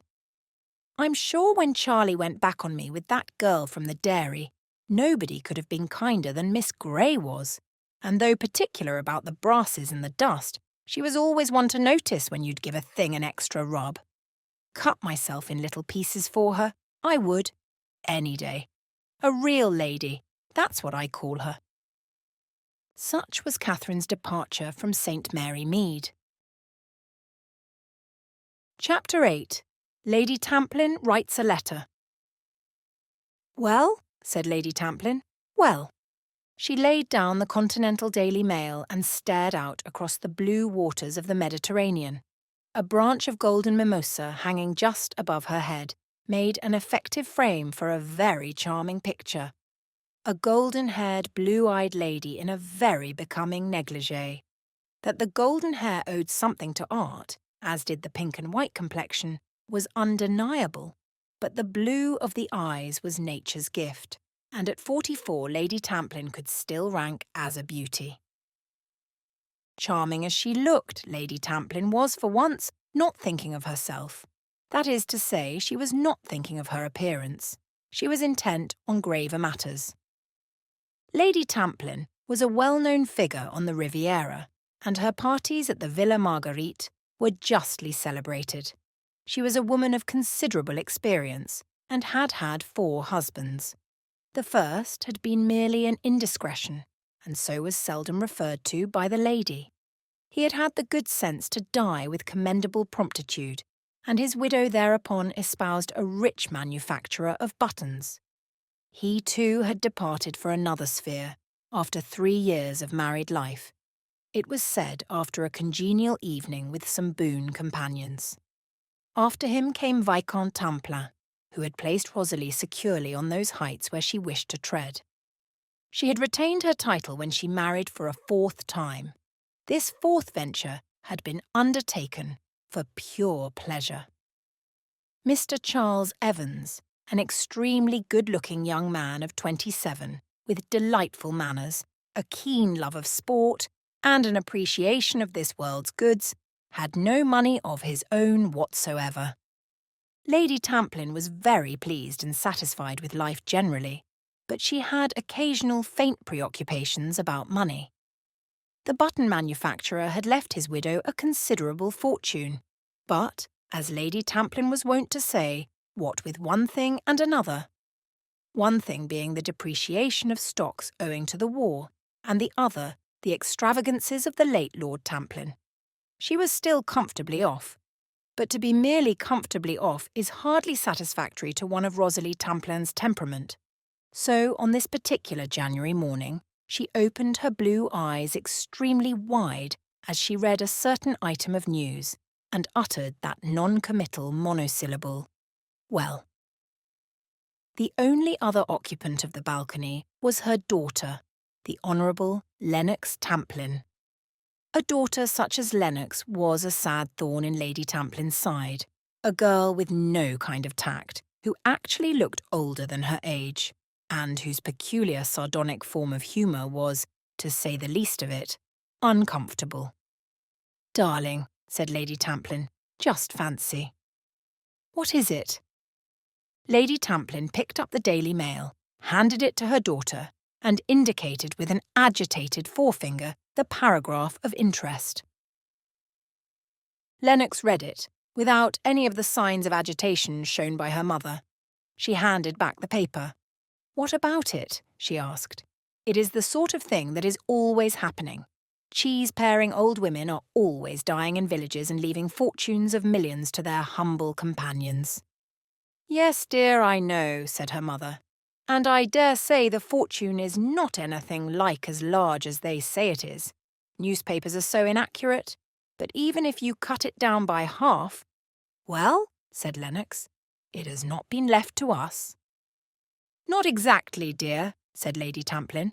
But this girl, this Catherine Grey, is actually a cousin of mine. One of the Worcestershire Greys, the Edgeworth lot. My very own cousin. Fancy. Aha, said Lennox. And I was wondering, said her mother, what there was in it for us, finished Lennox, with that sideways smile that her mother always found difficult to understand. Oh, darling, said Lady Tamplin, on a faint note of reproach. It was very faint because Rosalie Tamplin was used to her daughter's outspokenness and to what she called Lennox's uncomfortable way of putting things. I was wondering, said Lady Tamplin, again drawing her artistically pencilled brows together, whether, oh, good morning, chubby darling, are you going to play tennis? How nice. Chubby, thus addressed, smiled kindly at her, remarked perfunctorily, how topping you look in that peach-coloured thing, and drifted past them and down the steps. The dear thing, said Lady Tamplin, looking affectionately after her husband. Let me see, what was I saying? Ah! She switched her mind back to business once more. I was wondering— Oh, for God's sake, get on with it. That is the third time you have said that. Well, dear, said Lady Tamplin, I was thinking that it would be very nice if I wrote to dear Catherine and suggested that she should pay us a little visit out here. Naturally, she is quite out of touch with society. It would be nicer for her to be launched by one of her own people, an advantage for her, and an advantage for us. How much do you think you would get her to cough up? Asked Lennox. Her mother looked at her reproachfully and murmured, We should have to come to some financial arrangement, of course. What with one thing and another. The war, your poor father, and Chubby now, said Lennox. He is an expensive luxury, if you like. She was a nice girl as I remember her, murmured Lady Tamplin, pursuing her own line of thought. Quiet. Never wanted to shove herself forward. Not a beauty, and never a man-hunter. She will leave Chubby alone, then, said Lennox. Lady Tamplin looked at her in protest. Chubby would never, she began. No, said Lennox. I don't believe he would. He knows a jolly sight too well which way his bread is buttered. Darling, said Lady Tamplin, you have such a coarse way of putting things. Sorry, said Lennox. Lady Tamplin gathered up the Daily Mail and her negligee, a vanity bag, and various odd letters. I shall write to dear Catherine at once, she said, and remind her of the dear old days at Edgeworth. She went into the house, a light of purpose shining in her eyes. Unlike Mrs. Samuel Harfield, correspondence flowed easily from her pen. She covered 4 sheets without pause or effort, and on re-reading it, found no occasion to alter a word. Catherine received it on the morning of her arrival in London. Whether she read between the lines of it or not is another matter. She put it in her handbag and started out to keep the appointment she had made with Mrs. Harfield's lawyers. The firm was an old-established one in Lincoln's Inn Fields, and after a few minutes' delay, Catherine was shown into the presence of the senior partner, a kindly, elderly man with shrewd blue eyes and a fatherly manner. They discussed Mrs. Harfield's will and various legal matters for some minutes. Then Catherine handed the lawyer Mrs. Samuel's letter. I had better show you this, I suppose, she said, though it is really rather ridiculous. He read it with a slight smile. Rather a crude attempt, Miss Grey. I need hardly tell you, I suppose, that these people have no claim of any kind upon the estate, and if they endeavour to contest the will, no court will uphold them. I thought as much. Human nature is not always very wise. In Mrs. Samuel Harfield's place, I should have been more inclined to make an appeal to your generosity. That is one of the things I wanted to speak to you about. I should like a certain sum to go to these people. There is no obligation. I know that. And they will not take it in the spirit it is meant. They will probably regard it as an attempt to pay them off, though they will not refuse it on that account. I can see that, and it can't be helped. I should advise you, Miss Grey, to put that idea out of your head. Catherine shook her head. You are quite right, I know, but I should like it done all the same. They will grab at the money and abuse you all the more afterwards. Well, said Catherine, let them, if they like. We all have our own ways of enjoying ourselves. They were, after all, Mrs. Harfield's only relatives, and though they despised her as a poor relation and paid no attention to her when she was alive, it seems to me unfair that they should be cut off with nothing. She carried her point, though the lawyer was still unwilling, and she presently went out into the streets of London with a comfortable assurance that she could spend money freely and make what plans she liked for the future. Her first action was to visit the establishment of a famous dressmaker.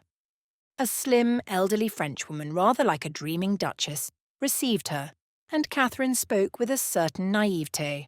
I want, if I may, to put myself in your hands. I have been very poor all my life and know nothing about clothes, but now I have come into some money and want to look really well dressed. The Frenchwoman was charmed. She had an artist's temperament, which had been soured earlier in the morning by a visit from an Argentine meat queen, who had insisted on having those models least suited to her flamboyant type of beauty. She scrutinized Catherine with keen, clever eyes. Yes, it will be a pleasure. Mademoiselle has a very good figure. For her, the simple lines will be best. She is also très anglaise. Some people it would offend them if I said that, but Mademoiselle, no. Une belle anglaise, there is no style more delightful. The demeanour of a dreaming duchess was suddenly put off. She screamed out directions to various mannequins. Clotilde, Virginie, quickly, my little ones, the little tailleur gris clair, and the robe de soirée soupir d'automne. Marcel, my child, the little mimosa suit of crêpe de Chine. It was a charming morning. Marcel, Clotilde, Virginie, bored and scornful, passed slowly round, squirming and wriggling in the time-honoured fashion of mannequins. The Duchess stood by Catherine and made entries in a small notebook. An excellent choice, Mademoiselle. Mademoiselle has great gout. Yes, indeed. Mademoiselle cannot do better than those little suits if she is going to the Riviera, as I suppose, this winter. Let me see that evening dress once more, said Catherine. The pinky mauve one. Virginie appeared, circling slowly. That is the prettiest of all, said Catherine, as she surveyed the exquisite draperies of mauve and grey and blue. What do you call it? Soupir d'automne. Yes, that is truly the dress of Mademoiselle. What was there in these words that came back to Catherine with a faint feeling of sadness after she had left the dressmaking establishment? Soupir d'automne. That is truly the dress of Mademoiselle. Autumn, yes, it was autumn for her. She who had never known spring or summer and would never know them now, something she had lost never could be given to her again. These years of servitude in St. Mary Mead, and all the while, life passing by. I am an idiot, said Catherine. I am an idiot. What do I want? Why, I was more contented a month ago than I am now. She drew out from her handbag the letter she had received that morning from Lady Tamplin. Catherine was no fool. She understood the nuances of that letter as well as anybody, and the reason of Lady Tamplin's sudden show of affection towards a long-forgotten cousin was not lost upon her. It was for profit and not for pleasure that Lady Tamplin was so anxious for the company of her dear cousin. Well, why not? There would be profit on both sides. I will go, said Catherine. She was walking down Piccadilly at the moment and turned into Cook's to clinch the matter then and there. She had to wait for a few minutes. The man with whom the clerk was engaged was also going to the Riviera. Everyone, she felt, was going. Well, for the first time in her life, she too would be doing what everybody did. The man in front of her turned abruptly, and she stepped into his place. She made her demand to the clerk, but at the same time half of her mind was busy with something else. That man's face, in some vague way it was familiar to her. Where had she seen him before? Suddenly she remembered. It was in the Savoy outside her room that morning. She had collided with him in the passage. Rather an odd coincidence that she should run into him twice in a day. She glanced over her shoulder, rendered uneasy by something, she knew not what. The man was standing in the doorway looking back at her. A cold shiver passed over Catherine. She had a haunting sense of tragedy, of doom impending. Then she shook the impression from her with her usual good sense and turned her whole attention to what the clerk was saying. Chapter 9. An Offer Refused. It was rarely that Derek Kettering allowed his temper to get the better of him. An easygoing insouciance was his chief characteristic, and it had stood him in good stead in more than one tight corner. Even now, by the time he had left Morell's flat, he had cooled down. He had need of coolness. The corner he was in now was a tighter one than he had ever been in before, and unforeseen factors had arisen with which, for the moment, he did not know how to deal. He strolled along deep in thought. His brow was furrowed, and there was none of the easy, jaunty manner which sat so well upon him. Various possibilities floated through his mind. It might have been said of Derek Kettering that he was less of a fool than he looked. He saw several roads that he might take, one in particular. If he shrank from it, it was for the moment only. Desperate ills need desperate remedies. He had gauged his father-in-law correctly. A war between Derek Kettering and Rufus Van Alden could end only one way. Derek damned money and the power of money vehemently to himself. He walked up St. James's Street, across Piccadilly, and strolled along it in the direction of Piccadilly Circus. As he passed the offices of Messrs. Thomas Cook and Sons, his footsteps slackened. He walked on, however, still turning the matter over in his mind. Finally, he gave a brief nod of his head, turned sharply, so sharply as to collide with a couple of pedestrians who were following in his footsteps, and went back the way he had come. This time he did not pass Cook's, but went in. The office was comparatively empty, and he got attended to at once. "I want to go to Nice next week. Will you give me particulars?" "What date, sir?" "The 14th. What is the best train?" "Well, of course, the best train is what they call the blue train. You avoid the tiresome customs business at Calais." Derek nodded. He knew all this. None better. "The 14th, murmured the clerk. "That is rather soon. The blue train is nearly always all booked up." "See if there is a berth left," said Derek. "If there is not—" He left the sentence unfinished, with a curious smile on his face. The clerk disappeared for a few minutes and presently returned. "That is all right, sir. Still 3 berths left. I will book you one of them. What name?" "Pavitt," said Derek. He gave the address of his rooms in Jermyn Street. The clerk nodded, finished writing it down, wished Derek good morning politely, and turned his attention to the next client. "I want to go to Nice on the 14th. Isn't there a train called the Blue Train?"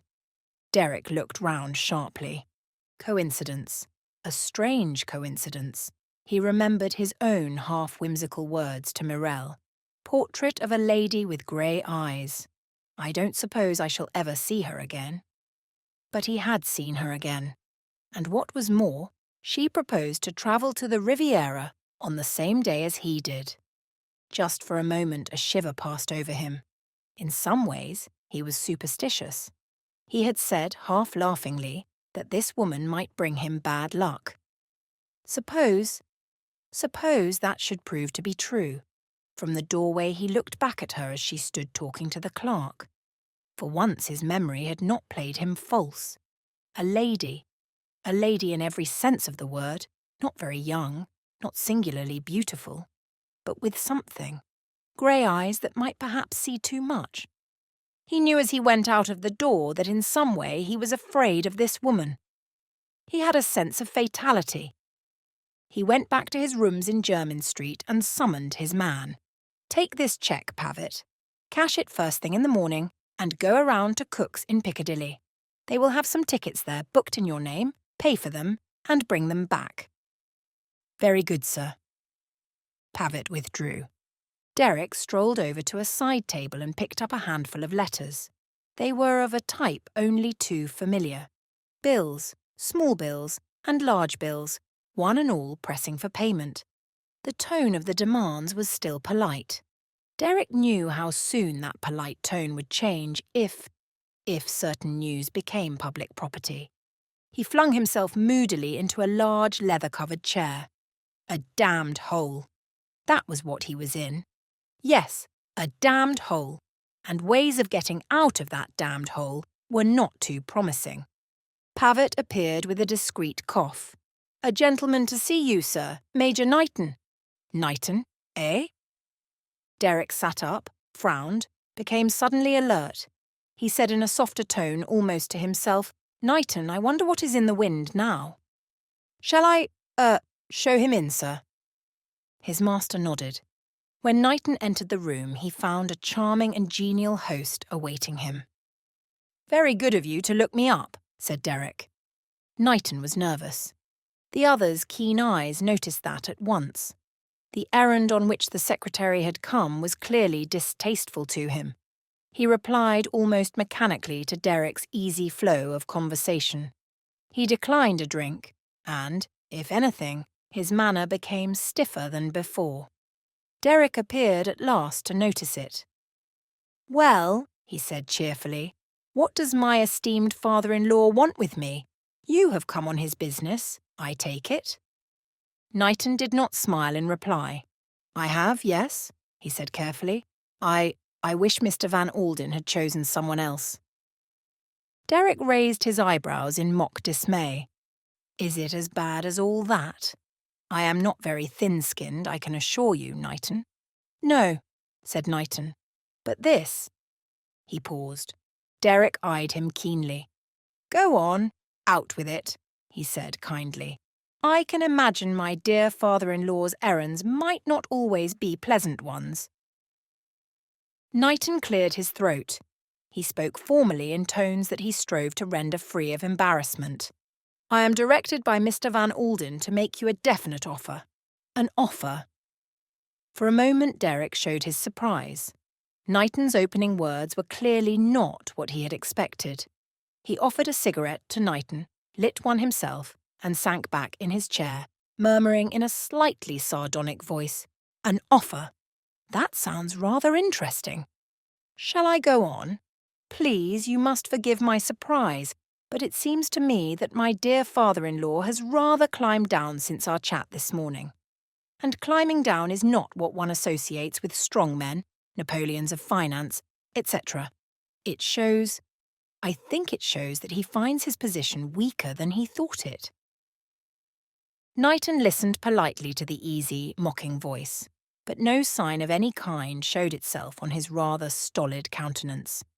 He waited until Derek had finished, and then he said quietly, "I will state the proposition in the fewest possible words."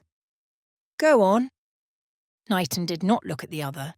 His voice was curt and matter-of-fact. "The matter is simply this. Mrs. Kettering, as you know, is about to file a petition for divorce. If the case goes undefended, you will receive 100,000 on the day that the decree is made absolute." Derek, in the act of lighting his cigarette, suddenly stopped dead. 100,000, he said sharply. "Dollars? Pounds." There was dead silence for at least 2 minutes. Kettering had his brows together, thinking. £100,000. It meant Morel and a continuance of his pleasant, carefree life. It meant that Van Alden knew something. Van Alden did not pay for nothing. He got up and stood by the chimney-piece. "And in the event of my refusing his handsome offer?" he asked, with a cold, ironical politeness. Knighton made a deprecating gesture. "I can assure you, Mr. Kettering," he said earnestly, "that it is with the utmost unwillingness that I came here with this message." "That's all right," said Kettering. Don't distress yourself. It's not your fault. Now then, I asked you a question. Will you answer it?" Knighton also rose. He spoke more reluctantly than before. "In the event of your refusing this proposition," he said, "Mr. Van Alden wished me to tell you in plain words that he proposes to break you.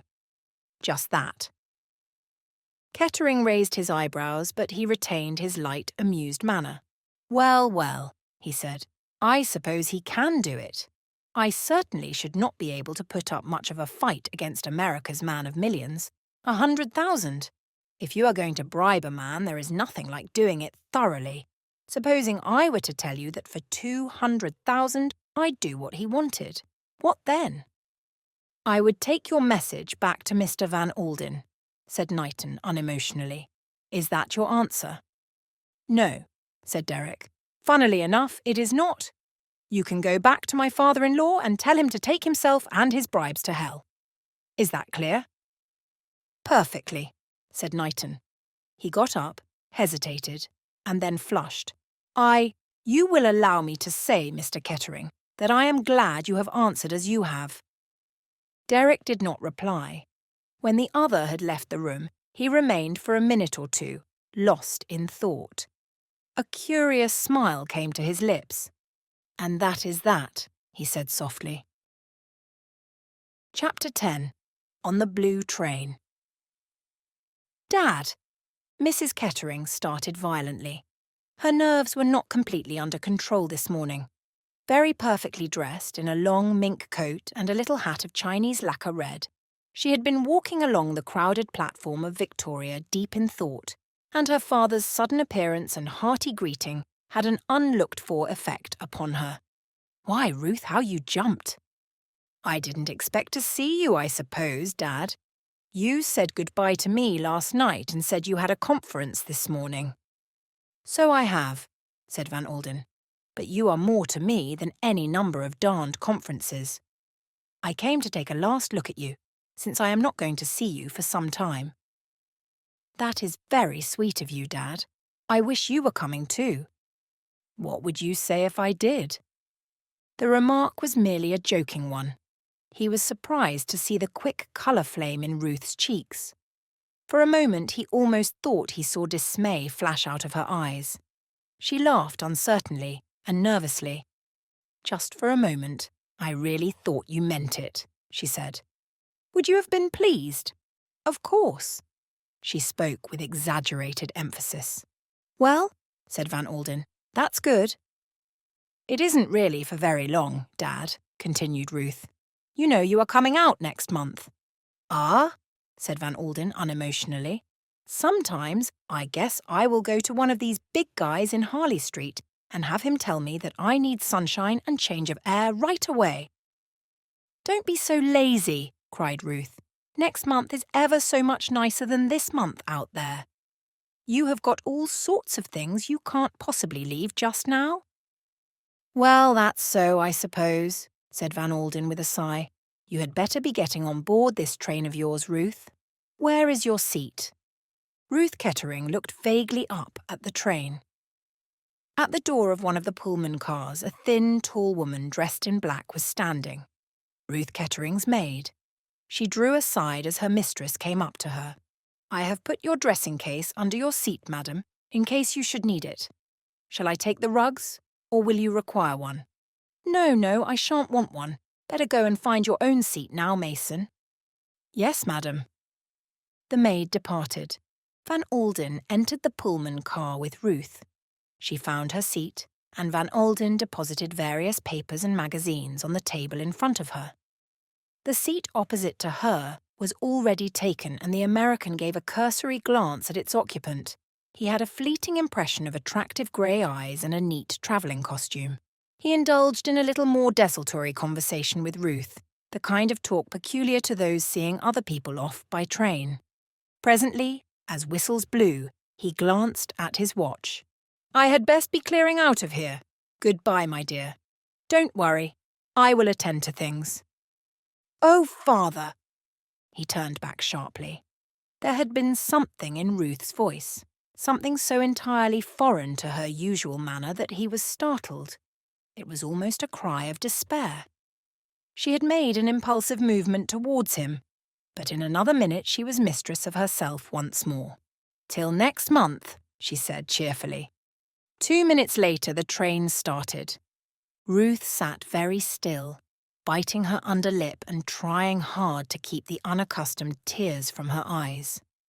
She felt a sudden sense of horrible desolation. There was a wild longing upon her to jump out of the train and to go back before it was too late. She, so calm, so self-assured, for the first time in her life, felt like a leaf swept by the wind. If her father knew, what would he say? Madness!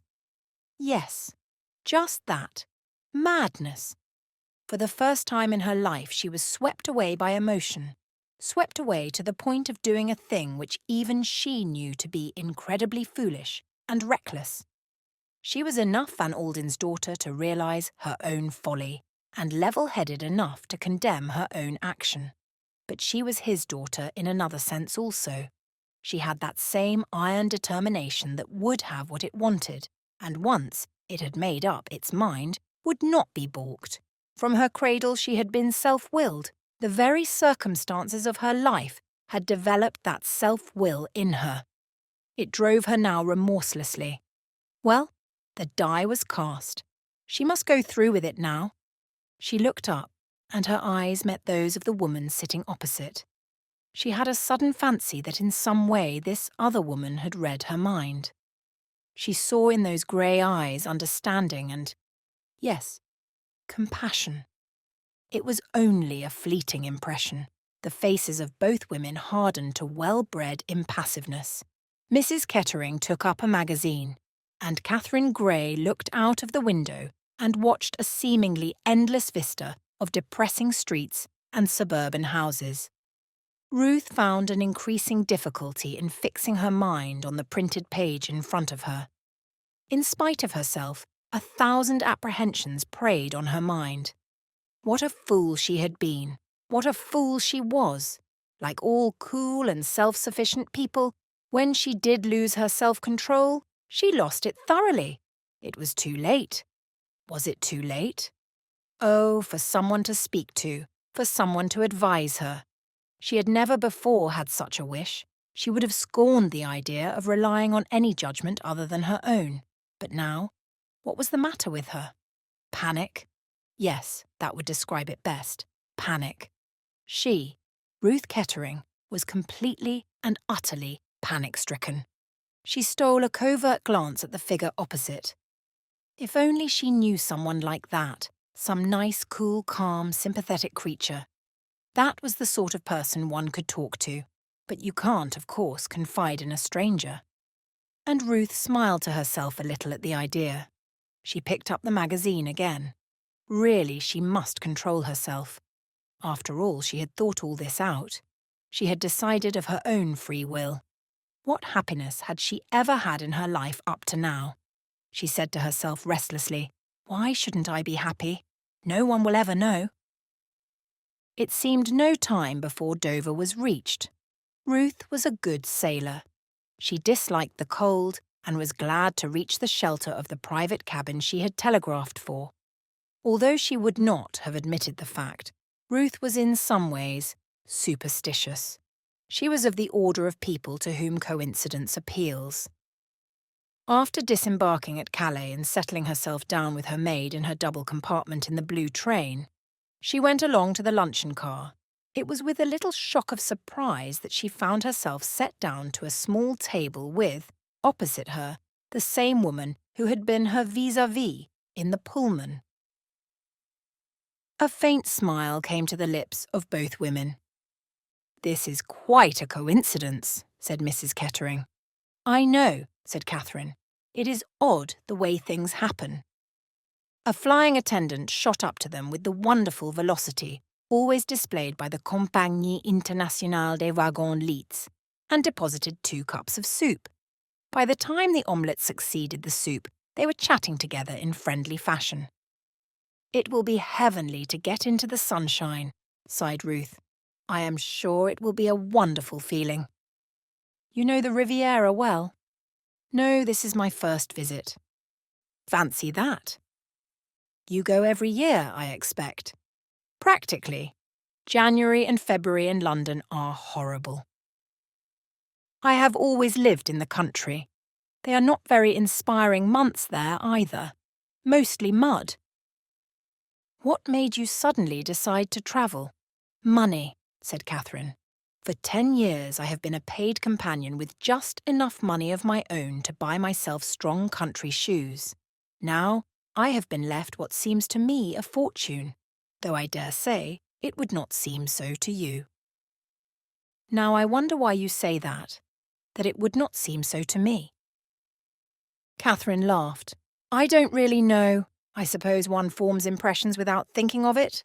I put you down in my own mind as one of the very rich of the earth. It was just an impression. I dare say I am wrong. No, said Ruth, you are not wrong. She had suddenly become very grave. I wish you would tell me what other impressions you formed about me. Ruth swept on, disregarding the other's embarrassment. Oh, please, don't be conventional. I want to know. As we left Victoria, I looked across at you, and I had the sort of feeling that you, understood what was going on in my mind. I can assure you I am not a mind reader, said Catherine, smiling. No, but will you tell me, please, just what you thought? Ruth's eagerness was so intense and so sincere that she carried her point. I will tell you if you like, but you must not think me impertinent. I thought that for some reason you were in great distress of mind, and I was sorry for you. You are right. You are quite right. I am in terrible trouble. I should like to tell you something about it, if I may. Oh dear, Catherine thought to herself. How extraordinarily alike the world seems to be everywhere.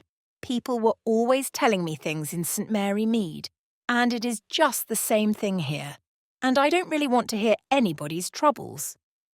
She replied politely, Do tell me. They were just finishing their lunch. Ruth gulped down her coffee, rose from her seat, and quite oblivious of the fact that Catherine had not begun to sip her coffee, said, Come to my compartment with me. They were two single compartments with a communicating door between them. In the second of them, a thin maid whom Catherine had noticed at Victoria was sitting very upright on the seat, clutching a big scarlet morocco case with the initials RVK on it.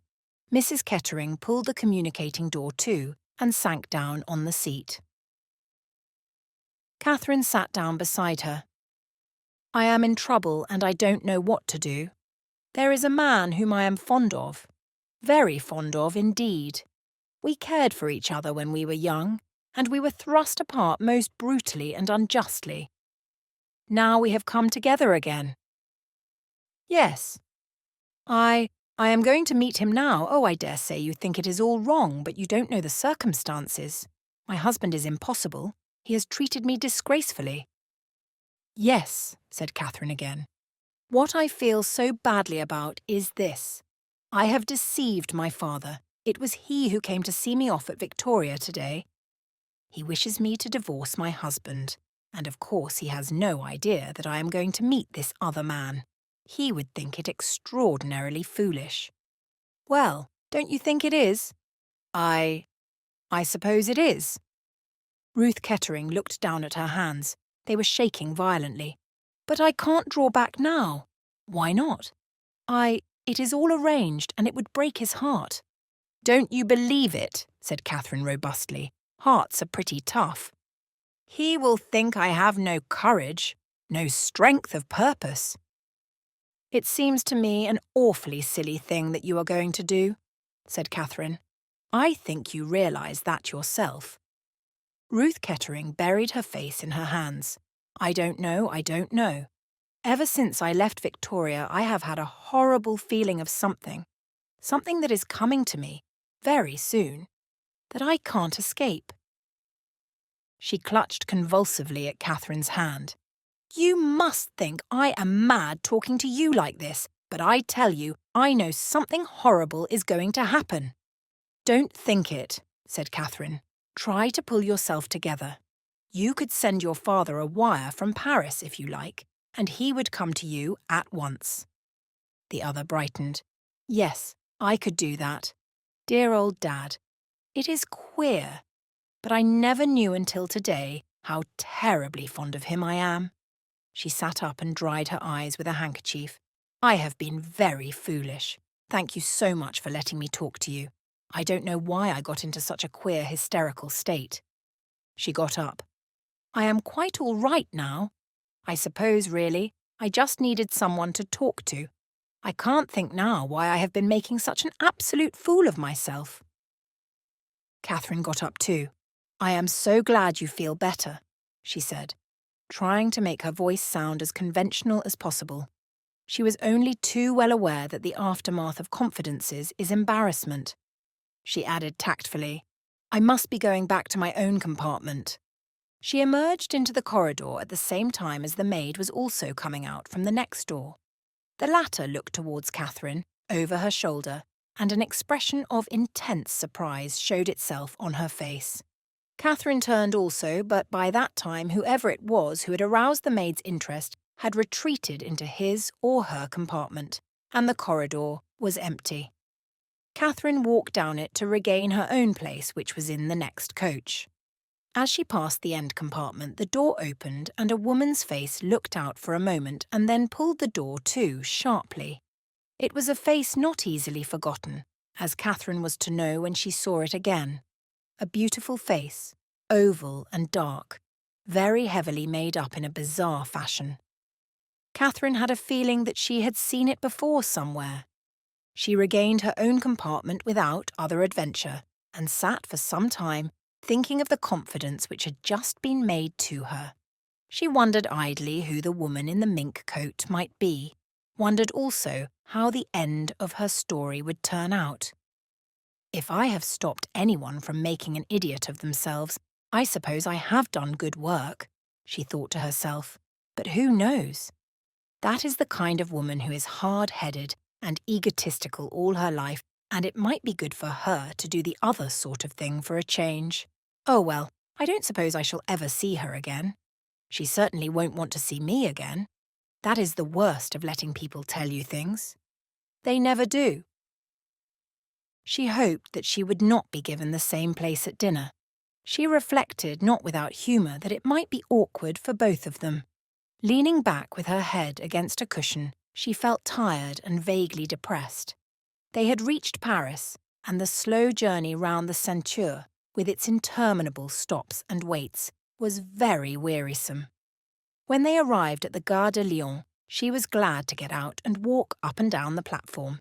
The keen, cold air was refreshing after the steam-heated train.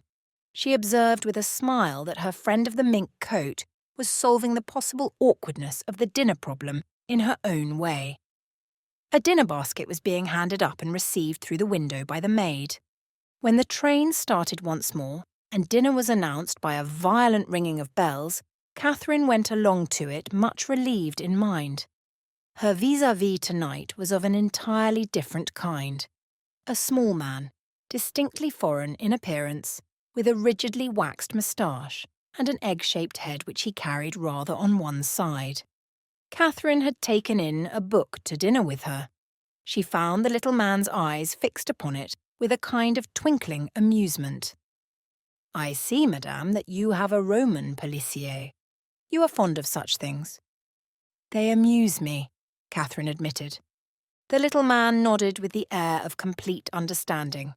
"They have a good sale always, so I am told. Now why is that, mademoiselle? I ask it of you as a student of human nature. Why should that be?" Catherine felt more and more amused. "Perhaps they give one the illusion of living an exciting life," she suggested. He nodded gravely. "Yes, there is something in that." "Of course one knows that such things don't really happen," Catherine was continuing. But he interrupted her sharply. "Sometimes, mademoiselle, sometimes, I who speak to you, They have happened to me." She threw him a quick, interested glance. "Someday, who knows, you might be in the thick of things," he went on. "It is all chance." "I don't think it is likely," said Catherine. "Nothing of that kind ever happens to me." He leaned forward. "Would you like it to?" The question startled her, and she drew in her breath sharply. "It is my fancy, perhaps," said the little man as he dexterously polished one of the forks, "but I think that you have a yearning in you for interesting happenings. Eh bien, mademoiselle, all through my life I have observed one thing. All one wants one gets. Who knows?" His face screwed itself up comically. "You may get more than you bargain for." "Is that a prophecy?" asked Catherine, smiling as she rose from the table. Chapter 11. Murder. Catherine wakened the next morning to brilliant sunshine. She went along to breakfast early, but met none of her acquaintances of the day before. When she returned to her compartment, it had just been restored to its daytime appearance by the conductor, a dark man with a drooping moustache and melancholy face. "Madam is fortunate," he said. "The sun shines. It is always a great disappointment to passengers when they arrive on a grey morning." "I should have been disappointed, certainly," said Catherine. The man prepared to depart. "We are rather late, madame," he said.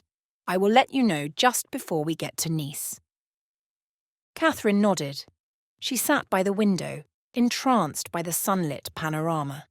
The palm trees, the deep blue of the sea, the bright yellow mimosa came with all the charm of novelty to the woman who for 14 years had known only the drab winters of England.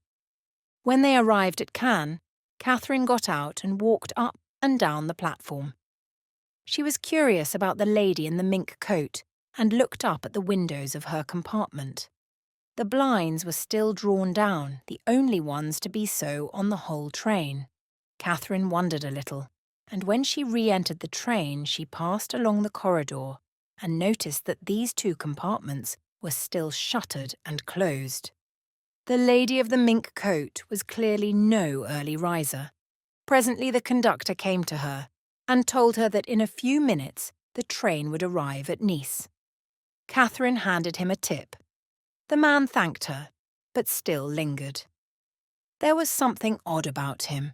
Catherine, who had at first wondered whether the tip had not been big enough, was now convinced that something far more serious was amiss. His face was of a sickly pallor. He was shaking all over and looked as if he had been frightened out of his life. He was eyeing her in a curious manner. Presently he said abruptly, "Madam will excuse me, but is she expecting friends to meet her at Nice?" "Probably," said Catherine. "Why?"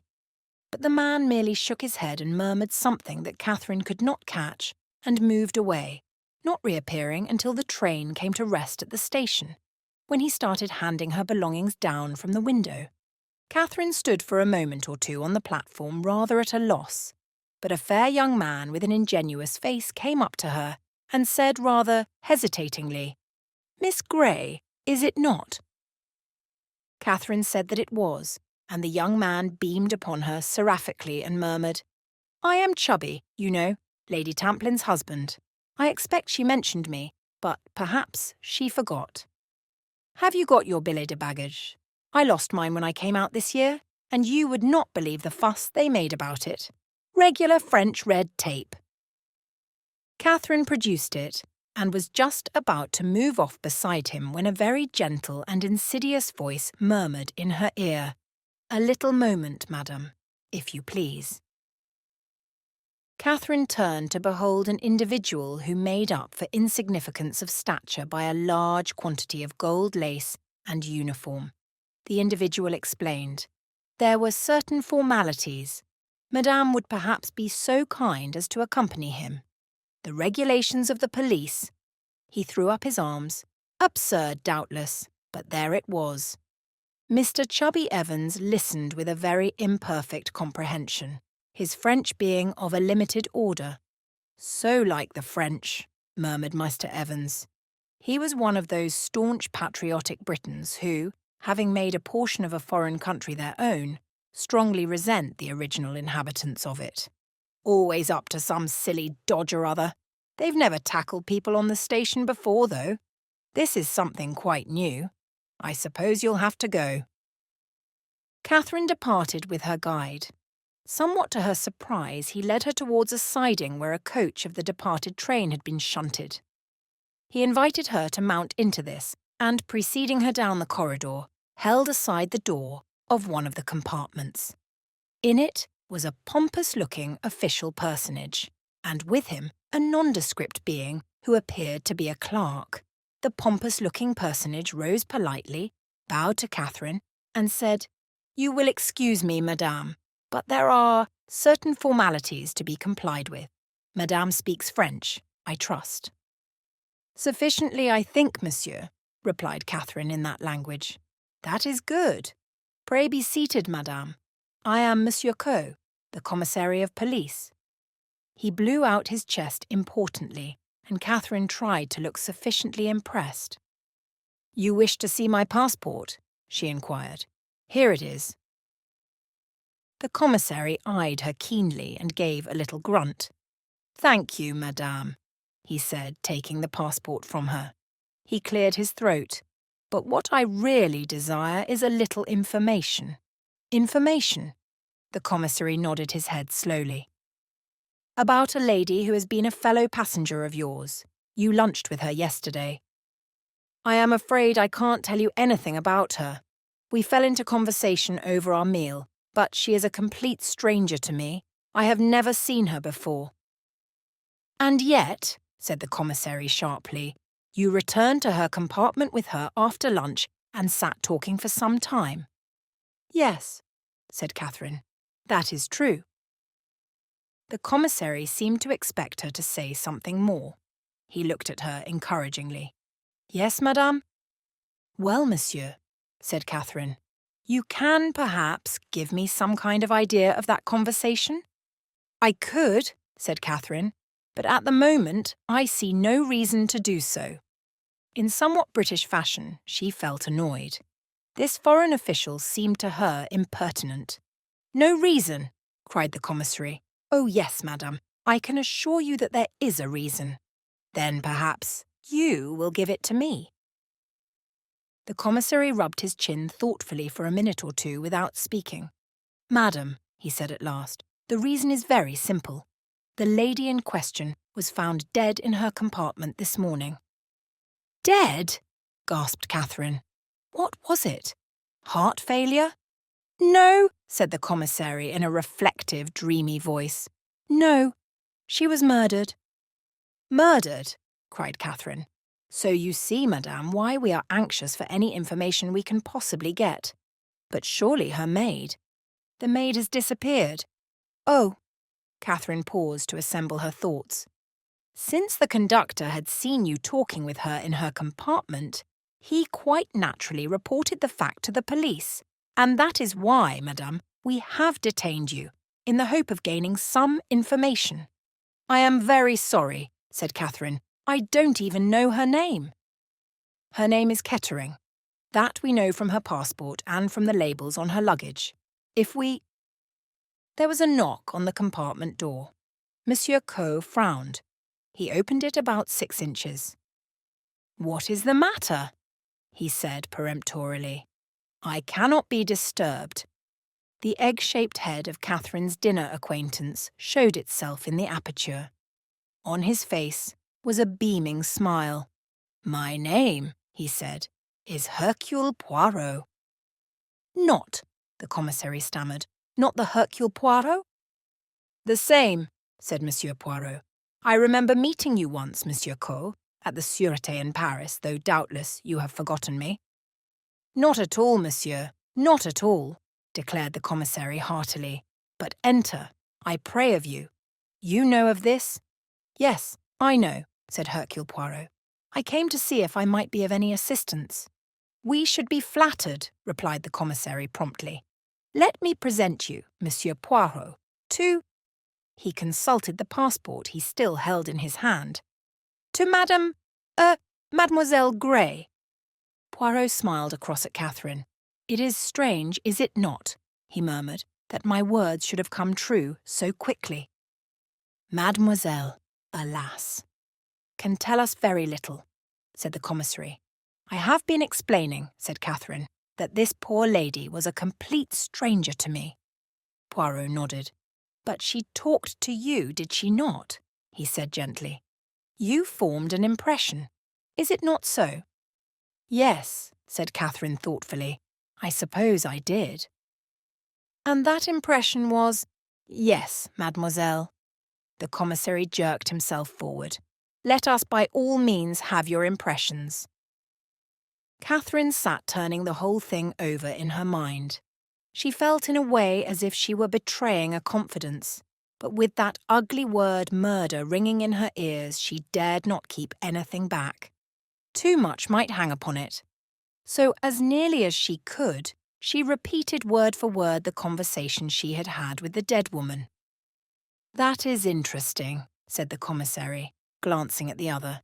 Monsieur Poirot, that is interesting. Whether it has anything to do with the crime—" He left the sentence unfinished. "I suppose it could not be suicide," said Catherine rather doubtfully. "No," said the commissary, "it could not be suicide. She was strangled with a length of black cord." "Oh," Catherine shivered. Monsieur Coe spread out his hands apologetically. "It is not nice. No, I think that our train robbers are more brutal than they are in your country. It is horrible." "Yes, yes," he was soothing and apologetic. "But you have great courage, mademoiselle. At once, as soon as I saw you, I said to myself, mademoiselle has great courage. That is why I am going to ask you to do something more. Something distressing, but, I assure you, very necessary." Catherine looked at him apprehensively. He spread out his hands apologetically. "I am going to ask you, mademoiselle, to be so good as to accompany me to the next compartment." "Must I?" asked Catherine in a low voice. "Someone must identify her," said the commissary, "and since the maid has disappeared—" He coughed significantly. "You appear to be the person who has seen most of her since she joined the train." "Very well," said Catherine quietly. "If it is necessary." She rose. Poirot gave her a little nod of approval. "Mademoiselle is sensible," he said.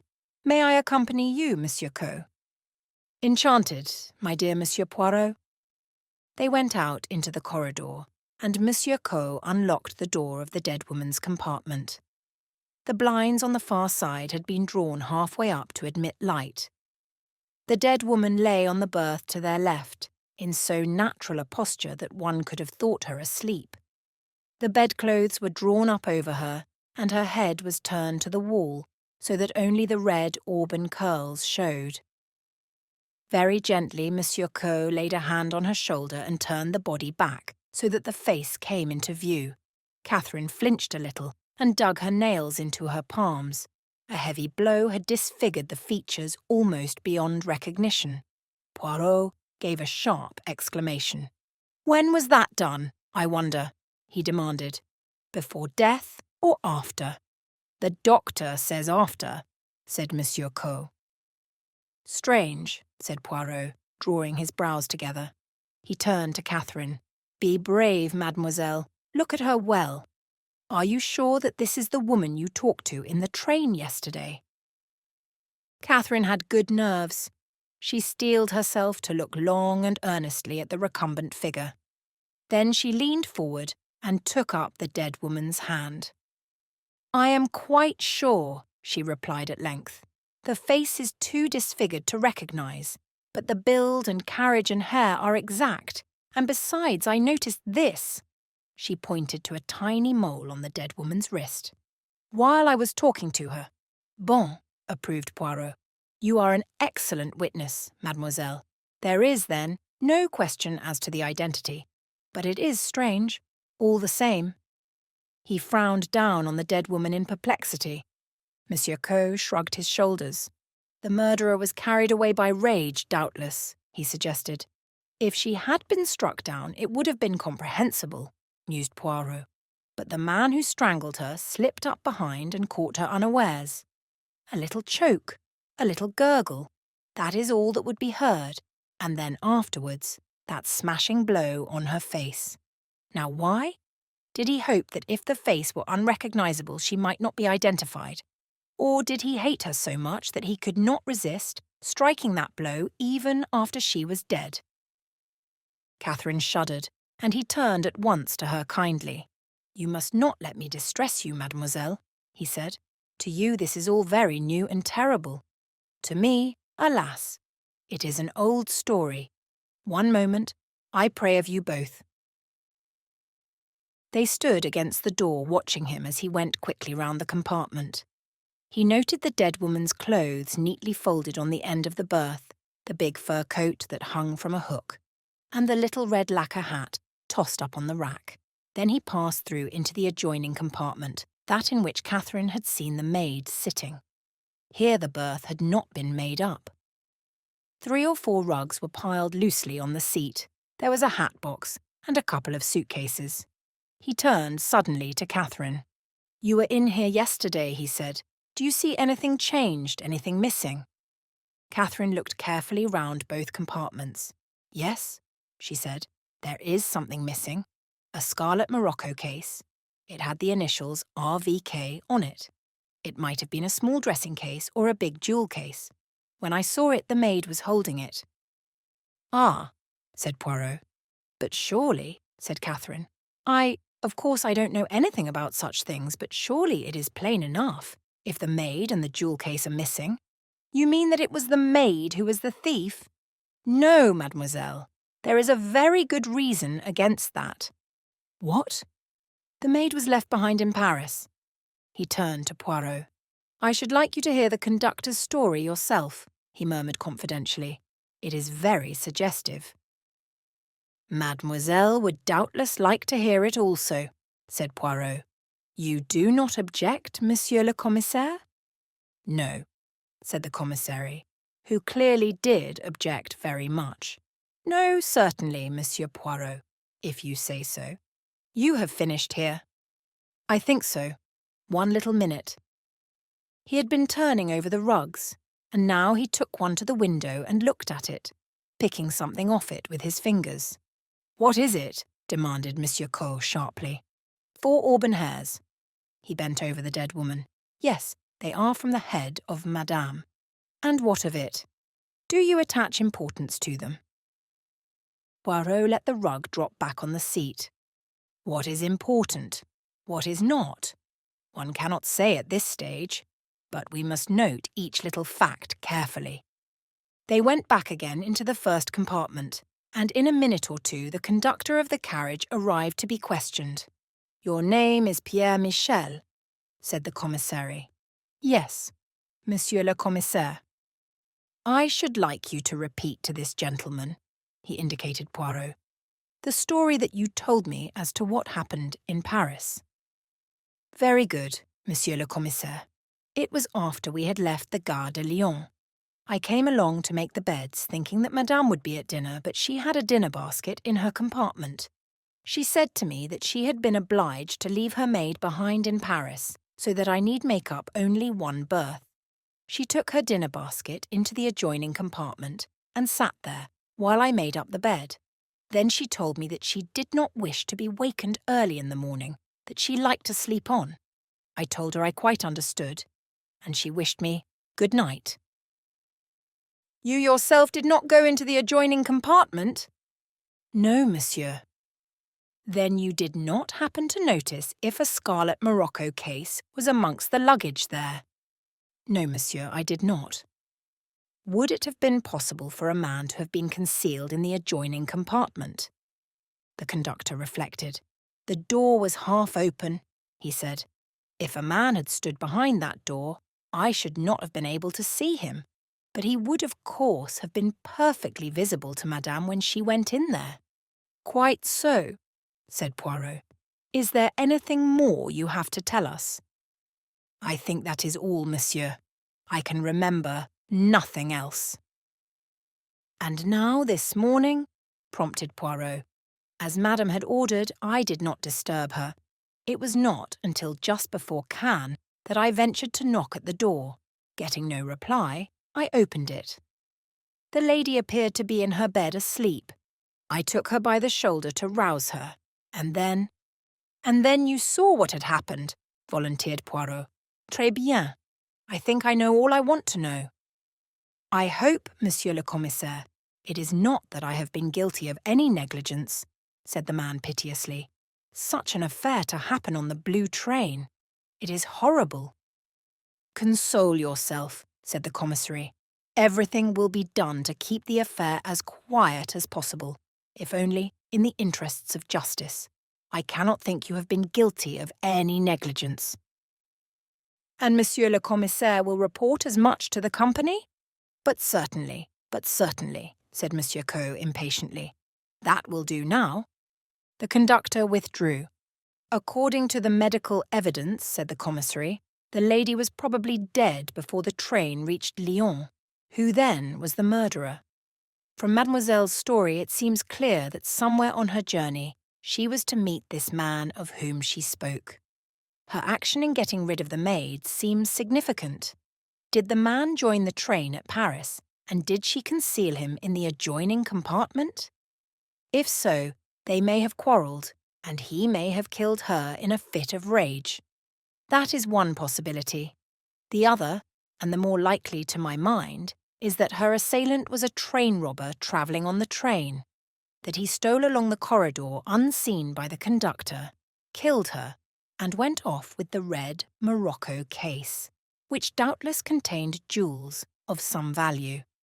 In all probability he left the train at Lyons, and we have already telegraphed to the station there for full particulars of anyone seen leaving the train.